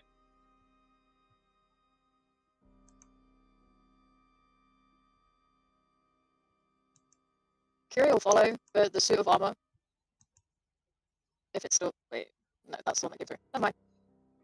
Carry on. Yeah, She's just gonna follow. this one's dead. Okay. Sam creaks open the door. In the mirror beyond Sam, you can see the back of a small child that is crying within the closet. She's got her back turns toward you guys, and she appears to be cradling something in her hands, and she's just kind of sobbing lightly. Sam immediately steps forward and goes, No. "Oh, what? She Come might back. be in trouble." Come Oh, right. Come back. Haunted manor. Got it. Yep. Okay. Yes, ma'am. Does she appear ethereal or solid? That sounds She she appears solid. Okay. I'm gonna tell the rest of the guys, but I'm not gonna go near her. I'm just gonna it's towards the door, Sam. Towards the door. As you guys start creeping away, you hear the little girl call out, "Hello? Is somebody there? Please help." Mira sighs and she's like, swear to God, if this kid tries to kill us. Hello? Yes. I'm sorry, but they've broken my dolly. Can you fix her? Can you maybe come out the room, honey? I can't see anything. Everything's so dark. Stand up, turn 180 degrees, and walk straight forward.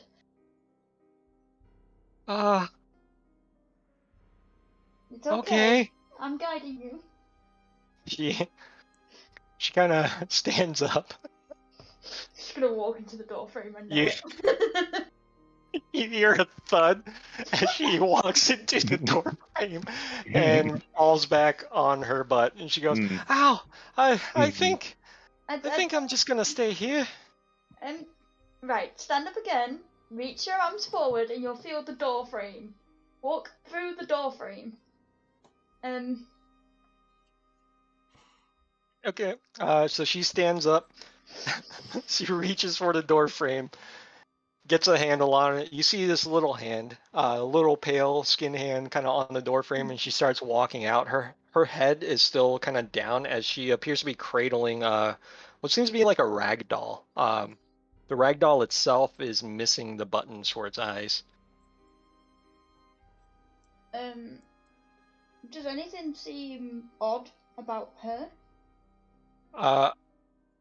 Like, is she in 100% one piece? Yeah, she looks to be completely, like, wearing a very clean, nice, like, kind of light blue dress with white frills. Little shoes and whatnot. The only thing is that her blonde hair, fairly long, is a little bit of a mess, and it's kind of pulled over her face as she's looking down at her doll. Honey, can you look up for me? And show me your face? She slowly kind of like creeps her head up, and as the hair kind of parts, you guys can actually see that there are no eyes where eyes should be. And I'm going to need everyone in the room watching this to go ahead and roll me a Constitution saving throw. Okay, that's not what I thought you were gonna say. I guess that's not Fitbit. It's not Fitbit, not Curie. Gulag's good. Con save. Con save. Sam's good. I'm not good at con. Oh, I'm okay at con. Con's good. Or Namira's good. Unfortunately, Athea, as you look at her visage, your sight immediately goes dark as you are now blinded. Everyone else, as Athea reacts to this, you look at her face and she is completely missing her eyes as well. That's not concerning at all. Athea, are you feeling okay? I can't see. Oh, okay. Jesus. Right, what's going on? I don't know. Maybe come in and have a look. Let's see. Anyone can make an Arcana check at this point too. But Okay. the girl is lifting up her rag dolls. Please, miss, can you fix my dolly? Hold on. Arcana. Someone kind of like neutralize her, put her to sleep or something like that.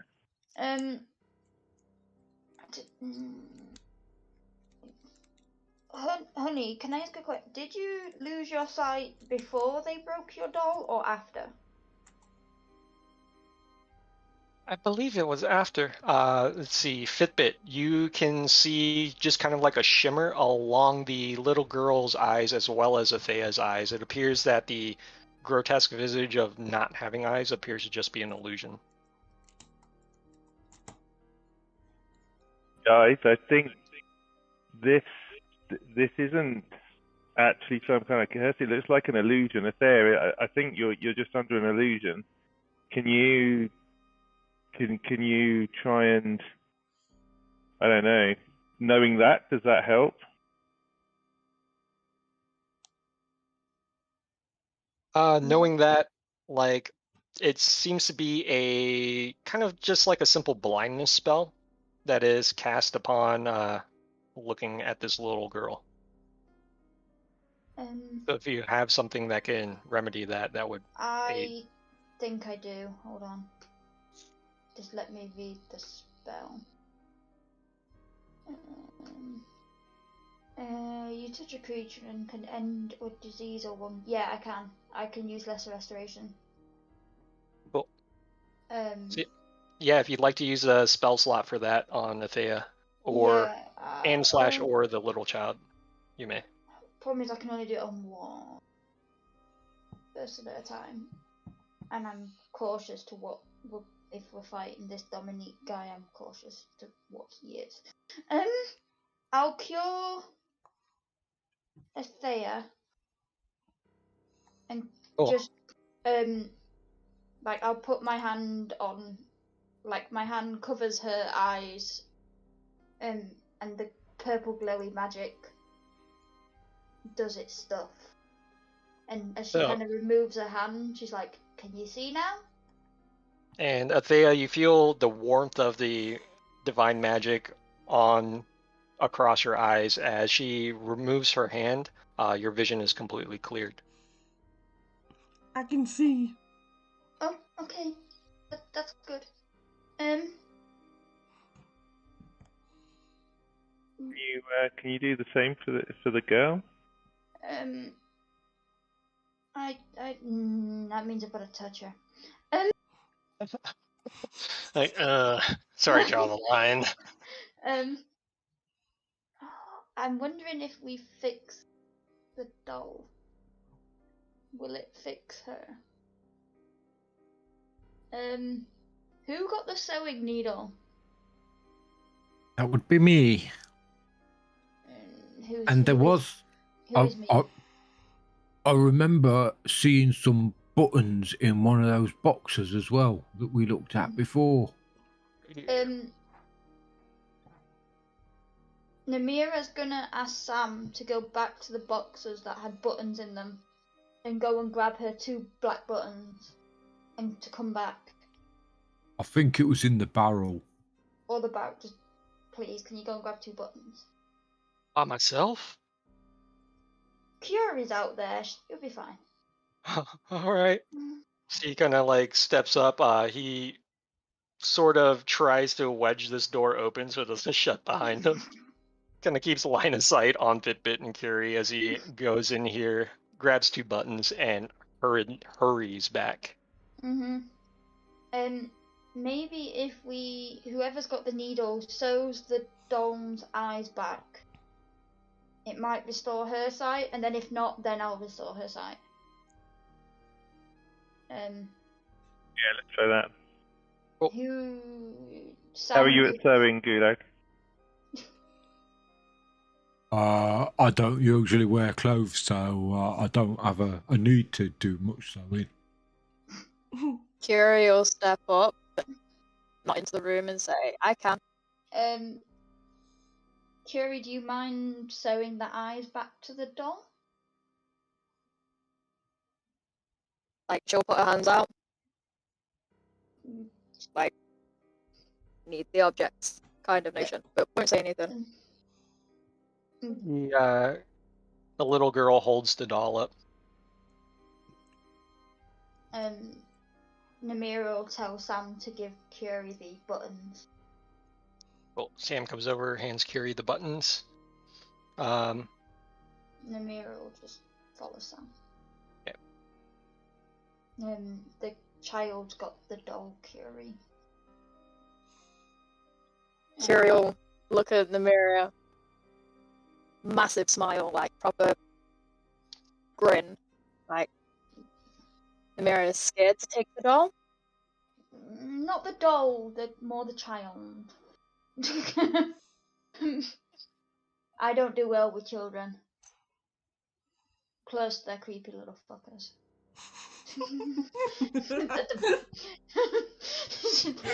She is not an aspiring parent at all. Found a weakness. She's not so much a weakness, more she's in a place where they've already come across weird dolls.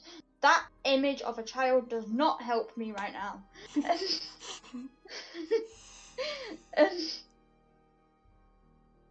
Yeah, she's not the most child-friendly person, so she just learnt to avoid children. So yeah.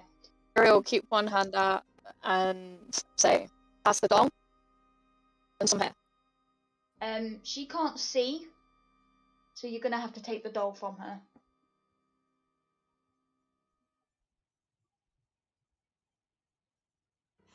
Not in the room. Can someone take the doll, please? I'll take it. I'll do it. So Fitbit goes up and grabs the doll. She has at this point stopped crying as she feels the doll leaves her hands and just kind of like kneels on the ground and clasps her hands over her lap, kind of waiting expectantly. He goes, "Thank you." You're welcome. It's a nice doll. Back in a sec. It is also like not like the porcelain dolls that you have seen so far. This is just kind of like a ratty rag doll. It's essentially made out of like a sock. I'll take it to Curie. Curie will take the doll and look around, still a big grin. Who's here? You're examining the doll? No, look between the group. Ah. And basically, you need thread, so Curie's thinking using somebody's hair.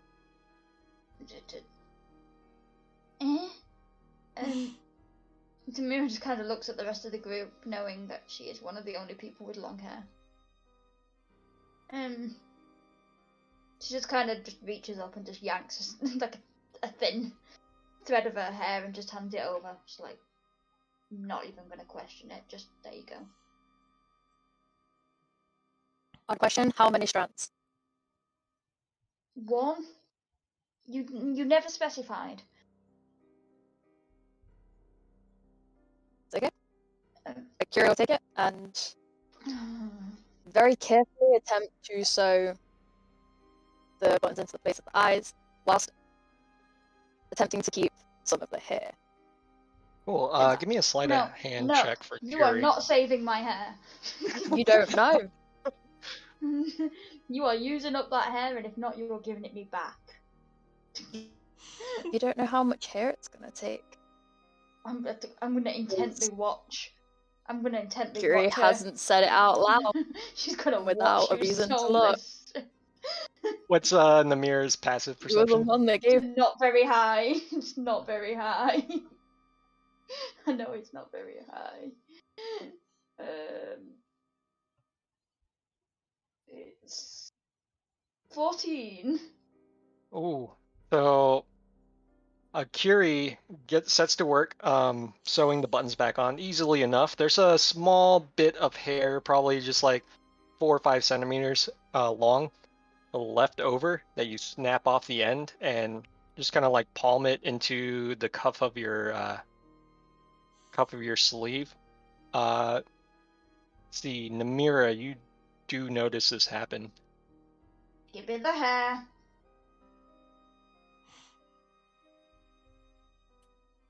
She'll hold it out in the palm of the hand. Namira just takes her own hair back and stuffs it in her pocket. Kiri will make sure that their skin makes contact when Namira takes the hair. Okay. So as you go to pluck the hair from Kiri's palm, she just kind of like raises her palm and brushes it against her fingers for a moment. You know what? I'm not bothered. Retract the hand. If you want to meet me and my god and my past, go for it, because we're just as fucked up. At this point, you hear the young girl behind you. Thank you. I can see again, finally. And she starts reaching for the doll that Kiri is holding. Maybe give it the Kiri's doll. gonna sniff the doll. It's like, hand may over. I have her back, please? She kind of takes it and hugs it. Her eyes are still, they're kind of like reflective black, but it does not seem to be like a point where the pupil or the iris meets, and it seems to be the same shade of black as the buttons that you put on the ragdoll. And she takes it back from you. She goes, "Thank you, miss. I really appreciate it. My name's Lily. I live here. This is my room. Father hates it when I play in his trophy room.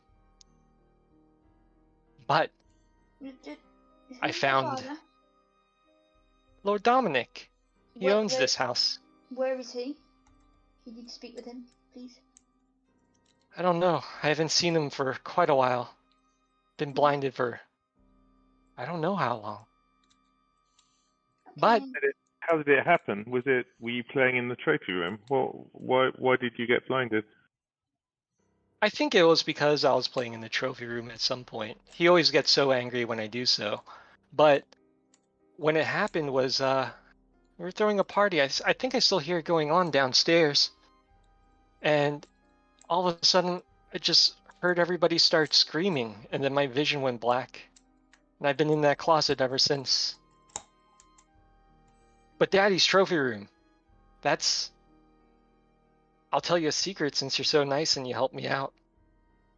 If you go into the tanning room by Daddy's trophy room, she kind of indicates that this door that's still unexplored. There's a secret passage to the south. That's where I like to hide whenever things get scary. I couldn't get there though because I couldn't see. Amazing. That sounds fascinating. A secret passage. Let's go and take a look. Thank you so much. Who else hides in the passage? What was that? Who else hides within the passage? Oh, it's just me. Think Father likes to keep his things there that he doesn't want anybody else to see. I don't mess with the things. I just like playing in there by myself. It's quiet. What kind of things does he keep in there? I don't know. I never mess with them because Daddy gets very angry. They Can I sound ask too where good not your to mess mother with. is? What was that? Can I ask where your mother is? With that, her face kind of droops a little bit and goes,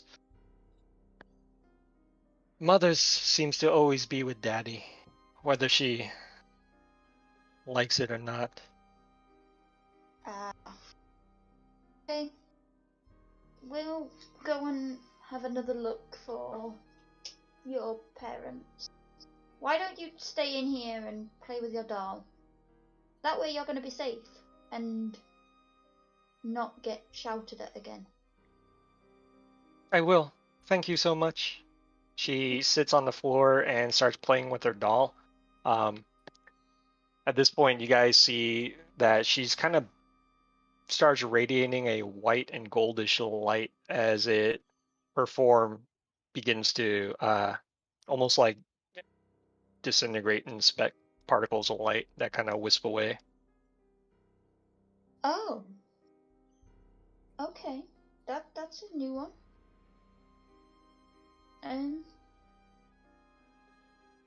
Why do I have the feeling she was dead? And we just freed her soul. And I didn't even get to reap it. This is just unfair. Not all souls belong to you.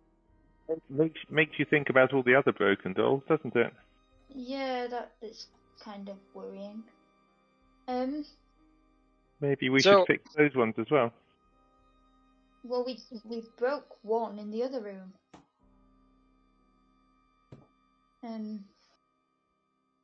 I was thinking of all the ones in the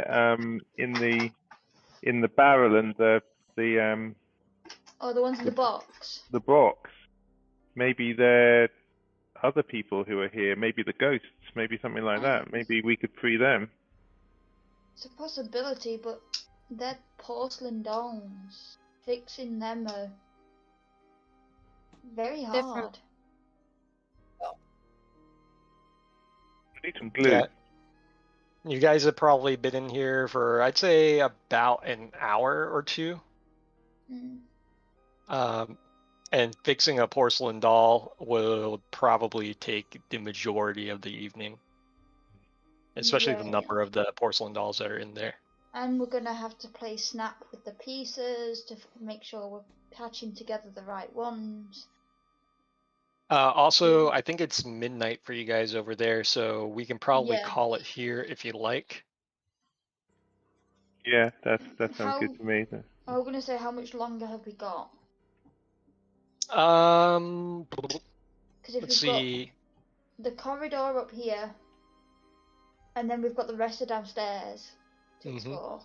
So depending on how it goes, it's probably like another. If you guys want to explore everything, it's probably going to be at least another hour, or possibly 2. So that's going to run really, really late for you guys. Like I said though, if you guys want to play to finish out this one shot, I do have time. Looks like in 2 weeks I can block off the 16th for it. I'm free the majority of the time, so just if it's a Thursday or a Friday, I'm fine. Okay.